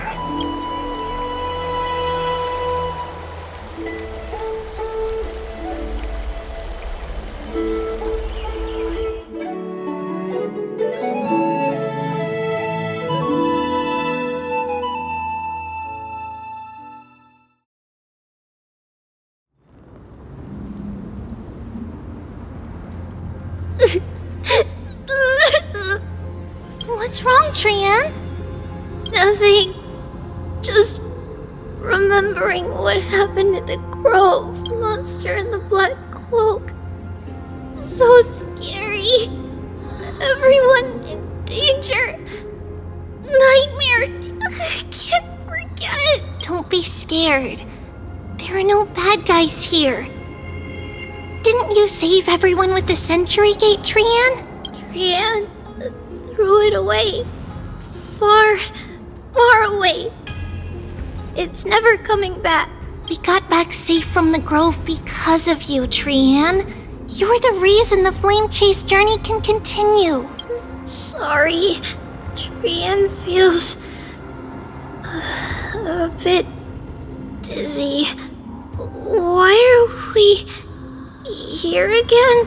For the same thing, of course. Remember? Tomorrow we will reveal the prophecies past to everyone. But first, we need to restore the memories that have been blurred by the fragmentation. We hope to present the full truth to everyone without hiding anything. Since Yanis caused the fragmentation, we can only turn to another Titan, Orynyx, for help. Also, remember to get breakfast ready for Aggie before the lucid hour tomorrow. Oh, yes! Trian remembers now! Oh, on that note, we had better prepare some saffron before we meet with the Titan. Saffron? Huh, it's an essential offering for rituals in the Temple of the Three Fates. You think we shouldn't go to Orynyx empty-handed? Yes, it's also a symbol of Yanisopolis.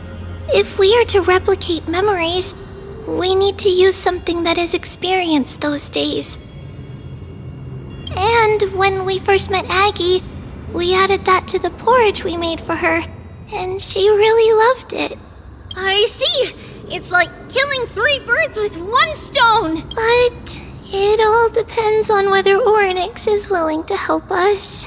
This could be a problem. After all, it was us who took the core flame from Yanis, from Orynyx's kin. We will have to give it a try. If there's truly no other way... In our current state, we probably can't do anything to them.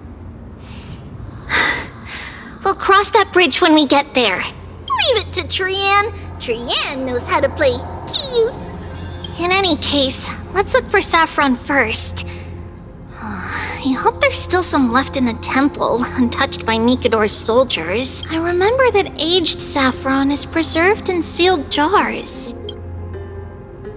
Let's be on the lookout as we go.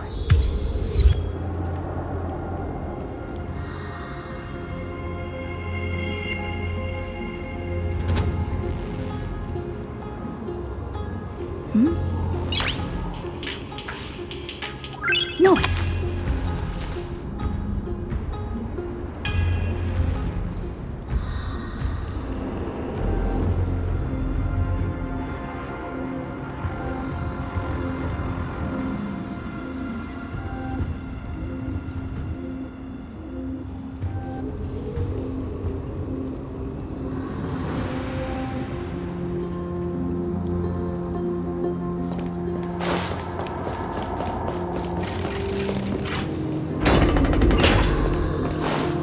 It's a dead end ahead. Turn back, teacher.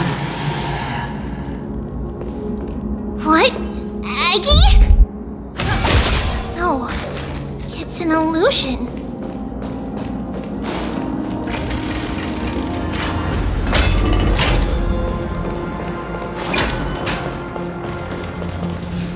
Wow, this room is huge! Trinan, did you? Yeah, I saw it. Was that a warning from Orynyx? What are you two whispering about? Treeby? Trinan? Trian can't even hear our own telecommunication. Well, never mind. Trian suddenly feels like this place is quite familiar. Oh, there's a whiff of safari in this room. It's right over there! Over here! Follow Trian! Trian! Slow down!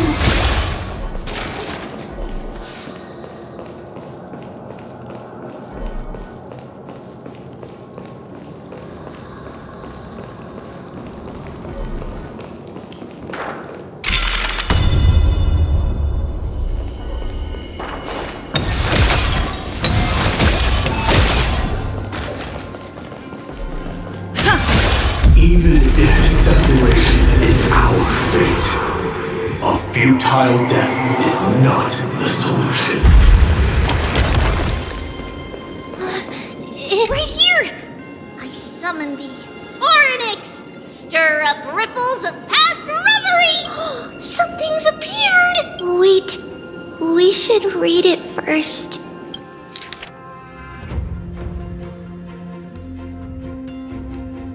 Wait, this is a letter? It mentions something about Saffron and Treebios? Isn't that name... Never mind that for now. Why is this letter here? And how did Trian sense it? Could it be our lost memories? Is it possible that we were already noticed by Orynyx and entered their trial? But why haven't they said a word? Orynyx has the whims of a child. Perhaps they're toying with us on purpose. Come on, this isn't the right time to be playing games. Separation and death, reconciliation doesn't come easily for a mortal. Are these visions also fragments of the past? Treeby! Trinan! Look what I found! Is this the safari? Coming! We'll take a look. But Trian, there's nothing in here. What? It was right in the stolium. Huh? There's really nothing here. That can't be! I swear I saw it! I swear! Trian is telling the truth. It was right there! Where did it go? Trinan, Treeby, why aren't you saying anything? Trian can't seem to hear you at all. We were just lost in our thoughts. Don't worry, Trian. What you saw was likely, Yanis' hair. We must have startled it away. Okay. Could Orynyx be trying to make us falter? But why would they do that? Something feels off. Treeby, don't you think this temple is a little too quiet? What do you mean? It might just be an illusion. But Trinan wonders, is Orynyx really putting us through a trial?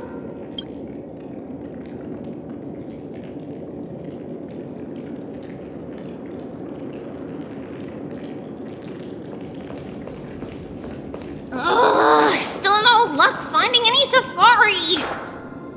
I suppose we can do without it. Let's try to convince Orynyx.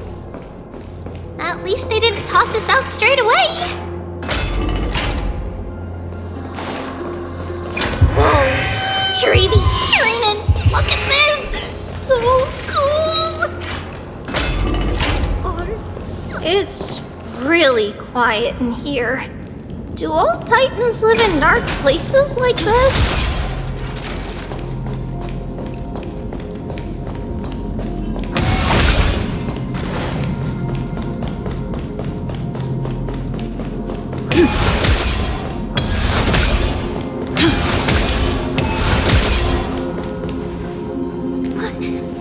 What's going on? Orynyx disappeared?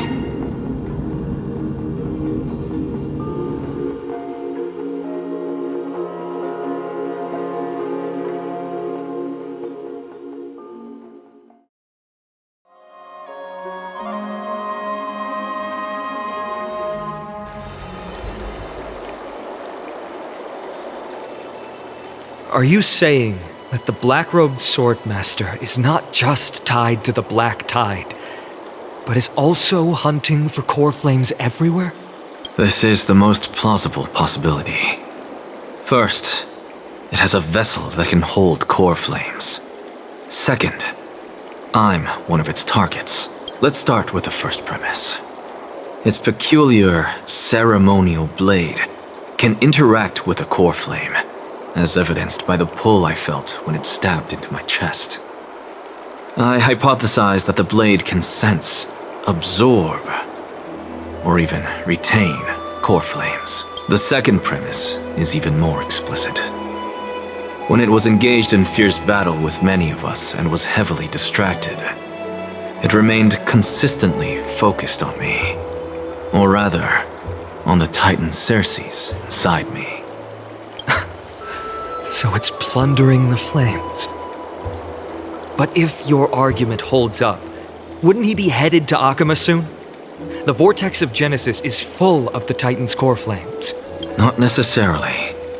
Let's call that person the Flame Reaver for now. If my presumption holds, that person has 3 targets. The first target is me. The second target is Orynyx, who hasn't yet fallen. And the third is Akama and the Vortex of Genesis, where the core flames are housed. But I suspect Akama won't be their first target. Kefali's core flame is guarded by the Council of Elders' arcane power. And Fagusa's water curtain should be able to block out any external perceptions. What about Thanatos and Aquila? Their core flames are yet to be restored? The whereabouts of Thanatos remain a mystery to all. As for Aquila... Can you fly? No, I can't.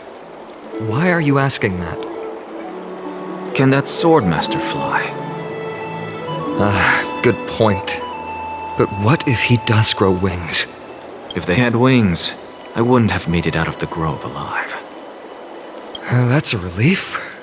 Anyway, since the Flame Reaver has 2 targets, we need to move fast. With the distances between Akama, the grove, and these potential targets, I believe we should bolster our defenses and...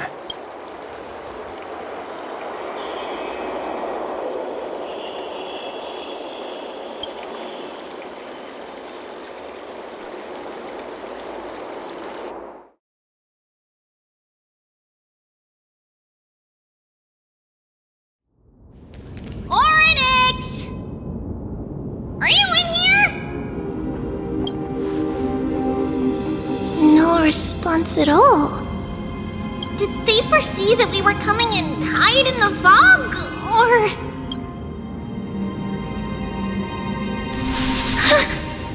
Treeby, we should leave.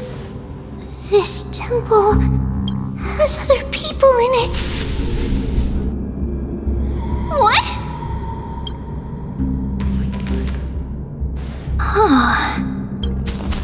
Listen, footsteps. Fast ones. 3 or 4 people coming this way. Come on, we need to hide. Whoever they are, we can't let them see us. Treeby, Trinan, come check this out. What's this? Trian feels like it's so familiar.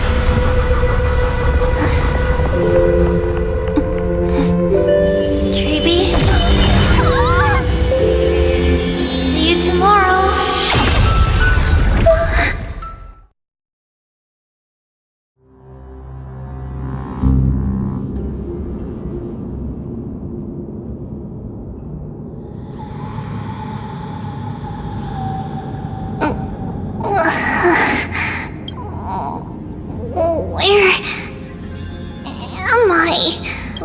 Little gray, snowy, and wait, where's Trian? Is she back? We only saw the 2 of you collapsed on the side of the road when we arrived. Danny and I looked around, but we couldn't find any traces of Lady Trian. What about the black-robed swordmaster? Blast it! Of course it's him. We were still too late. I fear something bad has happened to Orynyx's core flame. Then, Lady Trianne... She doesn't have much divine power left. We can barely sense anything. That you're both safe is already a blessing. Everyone, we must take action now. We should split into 2 groups. One group will stay in the Abyss and meet up with Aglaya's reinforcements, then search for Trianne's whereabouts. The other group will come with me to pursue the black-robed swordmaster and recover the core flame. I didn't get to tell you this before, but Anaxa and I already have our misgivings about the Black Tide, so we've made preparations. I'll tell you the details as we move. Opportunities are fleeting on the battlefield. We should hurry. Lord Finan! Lady Treby and Lady Trinan. I'm glad you're all right. Did Aglaya's people get here? Yes. Lady Aglaya already knows about the situation and sent along a message. Finan, I understand that Swordmaster is of great importance to you. But if you charge in without a plan, I fear that you won't be the only one who dies in vain. I understand. Hatred is a hero's deadliest poison. I have no intention of fighting alone. If that Swordmaster really is related to the Black Tide, the Chrysos heirs must not take them lightly. I have indeed planned to return to the Holy City and discuss the strategy with Aglaya. We'll need all the help we can get for this encirclement.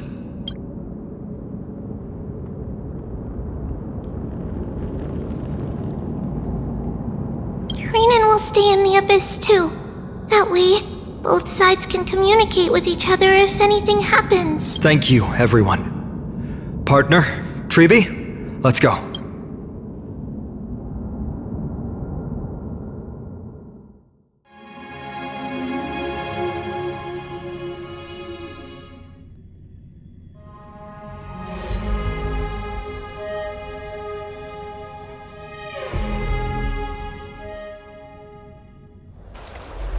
We're back, Aglaya. You should have come to me first, Finan. Aggie, there's no need to scold Snowy. Akuma is currently in grave danger. I know. It's beyond my imagination that the only 2 titans humankind can still rely on fell in such quick succession. I've never seen the golden thread pulled this taut, as if it could snap at any moment. Finan, tell us your plan. Time is of the essence.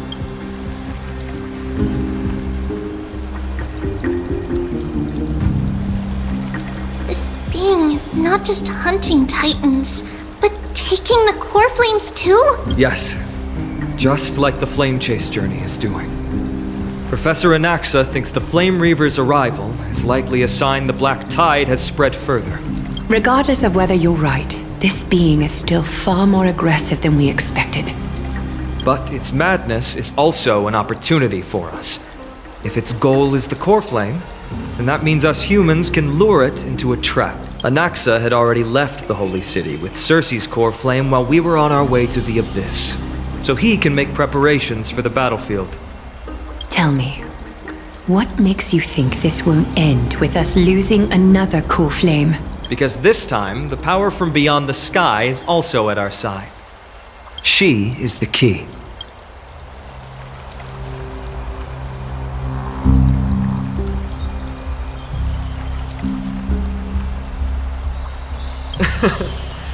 We need your other companion too. Ma'am, do you mean me? I see. Finan, that battlefield you mentioned, is it Castrum Kremnos? Yes. I'm sure everyone remembers the astonishing miracle our partner here performed with her companion during the battle with Nikador, and how they awakened Castrum Kremnos' past. That will be the key to our victory. We will use Orynyx's power to once again open a passage to the past and lure our enemy inside. Then, we'll seal the Flame Reaver in the maze of time. Impressive.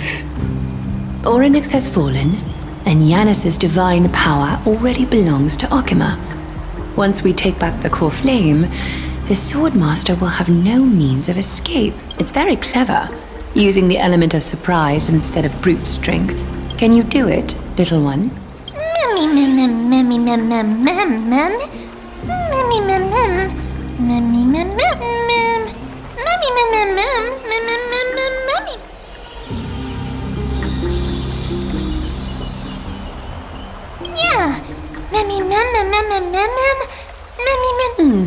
Such enthusiasm. I'm glad to see you're confident. By the way, the Council of Elders declared a state of emergency when Treeby went missing. Kynus and her following have heard tell of the incident at the Grove and are galvanizing support in secret. I fear she'll make her move before the next assembly of the citizens. What are they plotting? That short-sighted politician likely believes the Chrysos heirs have outlived their usefulness and is making preparations for her next step. That ugly side of humanity is something we'll have to deal with eventually. But that's a problem for another day. I've sent Castoris ahead to the council with a message. She should be able to keep the situation under control for the time being. Flynan, it is my hope that we can come to an understanding on this. We must take down the Flame Reaver in one go and retrieve the core flame, and in doing so, grant ourselves an advantage against the Council of Elders. Of course. You may count on me to lead the charge. I apologize for tasking you to spearhead the plan once again, but Akima is currently beset by enemies from within and without. The situation brooks no delay, and we have precious little time to confer and discuss the plan with you. That being said, you are the key to our success, and I shall respect any decision you make. I may not be as masterful as Trian when it comes to the Century Gate, but even I can open a nice big gate if I have enough time. As for whether we can take back the core flame, that will be up to Anaxa's capabilities. Based on what I know of him, he can do it.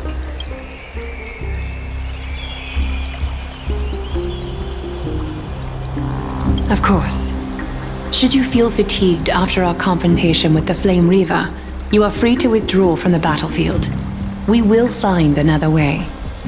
We are grateful to you for your aid, and to the rest of you as well. Now, let us be off to begin the hunt. May Kethely sharpen our gaze and grant us victory over the enemy. You mean Mighty? He's dealing with a different problem. Don't worry, that man would never miss out on this fight.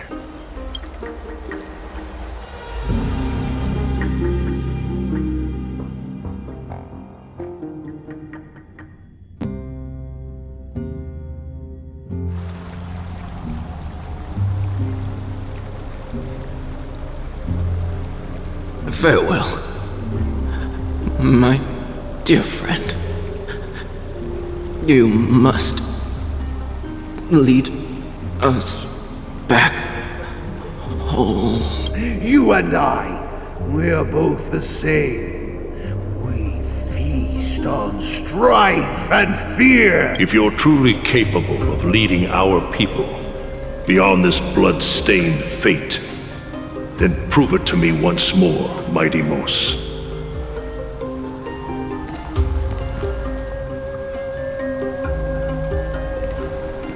I knew you'd be here. I heard you're about to set off on an expedition. That's right. It's going to be a tough battle, and our destination turns out to be Castrum Kremnos. Is that why you're here? To pray to the dead Nikador? No, just the opposite. I'm here to tell you, you can entrust the front lines to us this time. You can't afford to lose your upcoming battle either.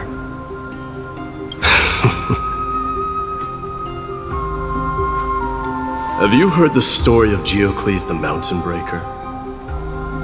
Sounds like you've spoken with Cartonus. That's the name of the legendary mountain dweller, right?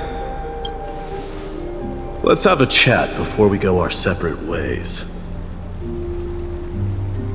Cartonus told me that back in ancient times, the mountain dwellers lived in seclusion. They spent their days quarrying and gathering, living a simple and peaceful life away from strife. But Geocles was different. He resisted their traditional way of life, yearning for the world beyond the mountain. They're safe, but humdrum culture was like fetters around him. He sounds a lot like you. Yes, that is why he too faced the same dilemma as I do. One day, during one of Geocles' many ventures beyond the mountain, he spied a battalion of Ladonians stationed at the foot of the mountain. The Ladonians were at war with their arch-enemies, the Companions, and they used the mountain as a base to carry out guerrilla warfare operations. When Geocles, who had taught himself the common tongue, approached a soldier, he learned a shocking piece of news. Ladonians were planning to plant mines and explosives all over the mountain, and then lure their enemies within. With danger lurking with every step, the mountain dwellers' homes were no longer safe. Geocles quickly returned to his village to bring the news to his people. But let me guess.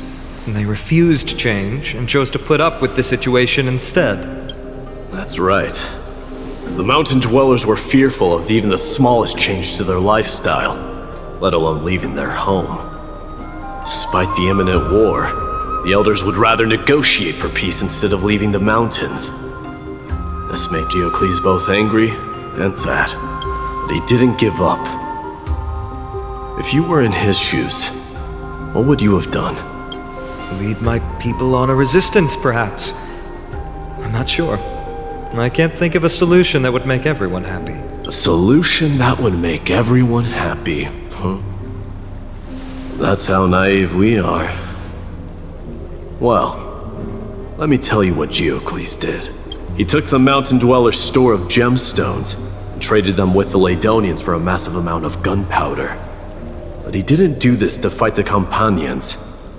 Under the cover of night, he set ablaze the forest surrounding the settlement, forcing his people to flee the mountain. That great fire marked the beginning of mountain dweller history.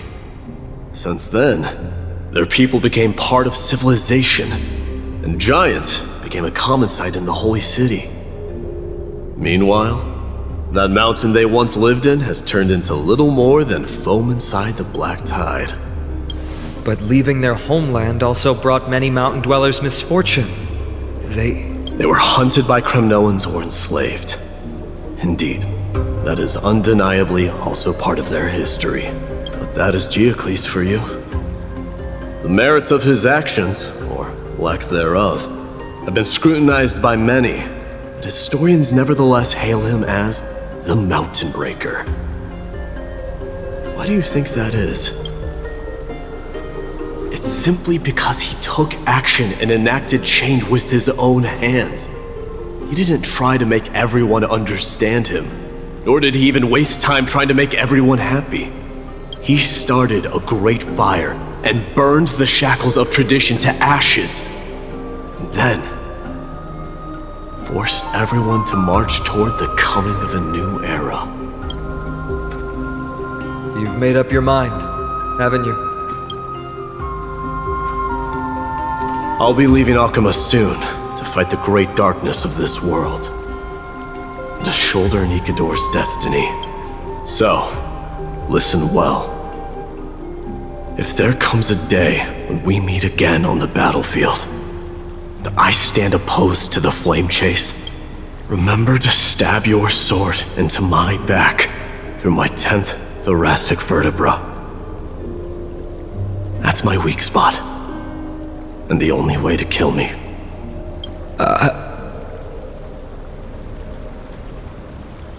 You have my word.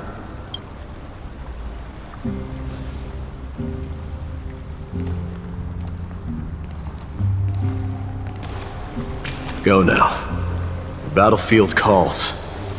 Send that flame-thieving hyena to their death. But if you find yourselves with no other recourse, pray to that blade in the sky, and loudly call out the name of the new god.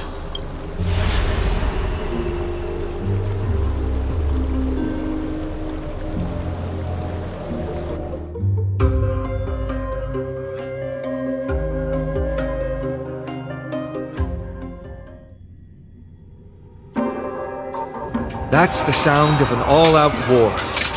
Not the kind of ruckus Professor Anaxa can raise on his own. Let's hurry. The battlefield is just ahead.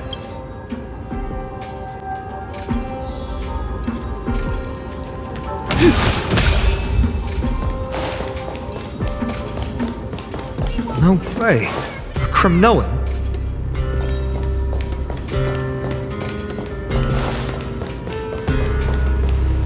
I didn't think she'd manage to send the Kremnoans to assist. Brave warrior, what's the situation on the front line? Nakaman, why are you here? What? Didn't Aglaya tell you? We have been instructed to assist you in trapping the Flame Reaver. Aglaya, that vile usurper. I spit on her name. Our king will be back soon. He'll be able to deal with you and that black robe.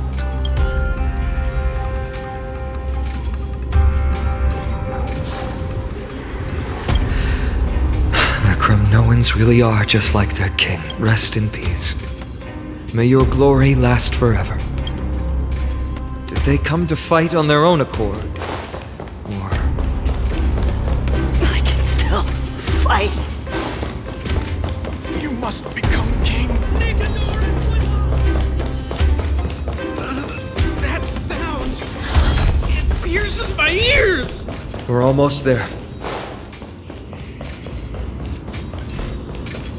I can't see.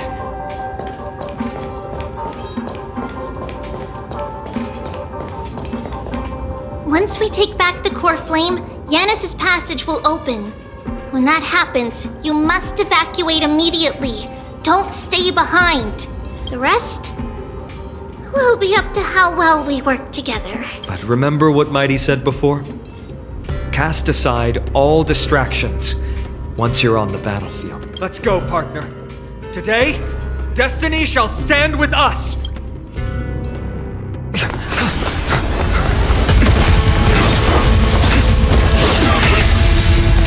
Finally.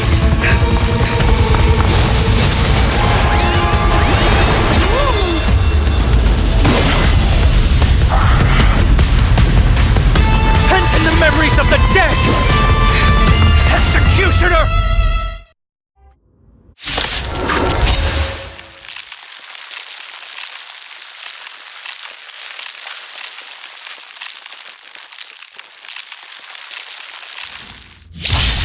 You sure know how to keep a man waiting. Any later, and I fear the Titan would have sacrificed me. Frail child of humanity, 'tis more effort keeping you hale and whole against that blade than it is in seeking the truth of the world.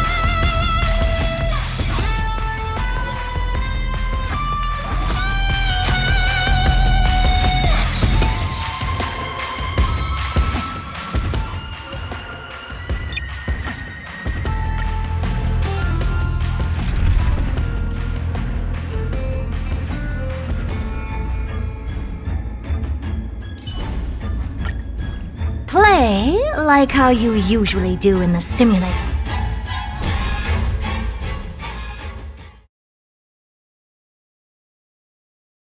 You sure know how to keep a man waiting. Any later, and I fear the Titan would have sacrificed me. Frail child of humanity, 'tis more effort keeping you hale and whole against that blade than it is in seeking the truth of the world. Nothing but a boy. Bending the rules. Never seen perfection before? Sure, I'll play along. It's on me. Give an inch.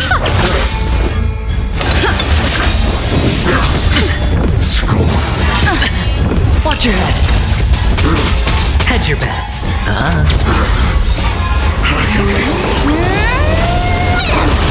We have a deal. There's no backing out now, for me or you. Selfish. Miserable. I don't have time for games. Open sesame. Glimpse the unknown. Get ready, Croft. This won't have much longer. Quiet. I know what I'm doing. Watch your head. Sure, I'll pass.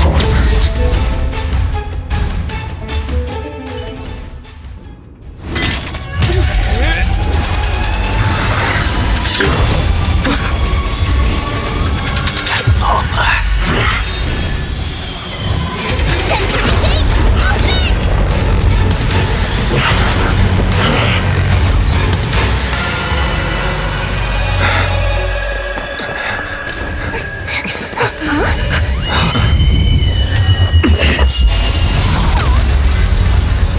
How embarrassing. You didn't come down from the sky? This city is mine anyway. So why shouldn't I go through the front door?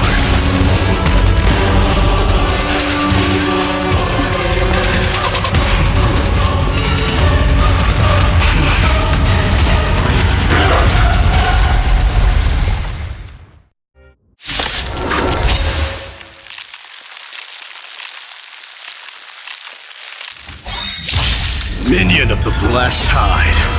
I, King of the Kremnoan Legion, be your opponent today. Long time no see, Mikador.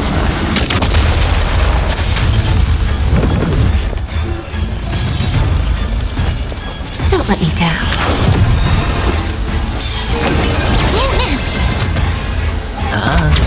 Never seen perfection before? Expand your thinking.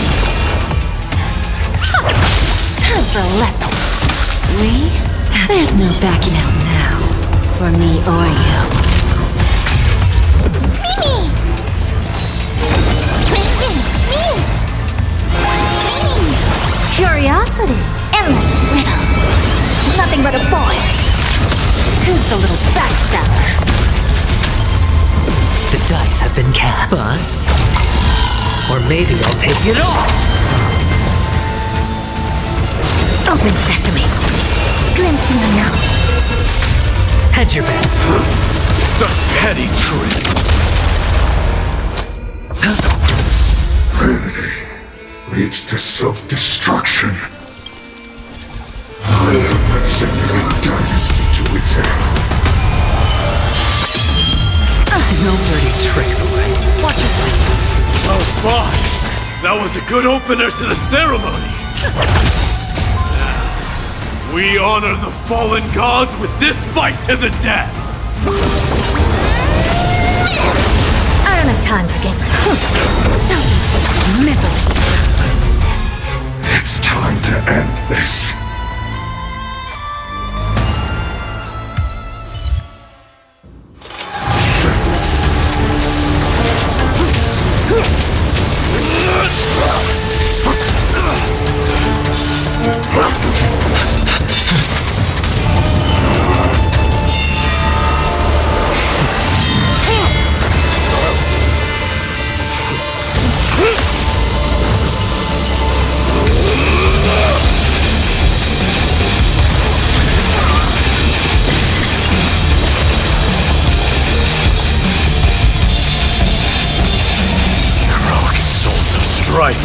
Heed my call! I am the Lance of Fury. The agony this world needs!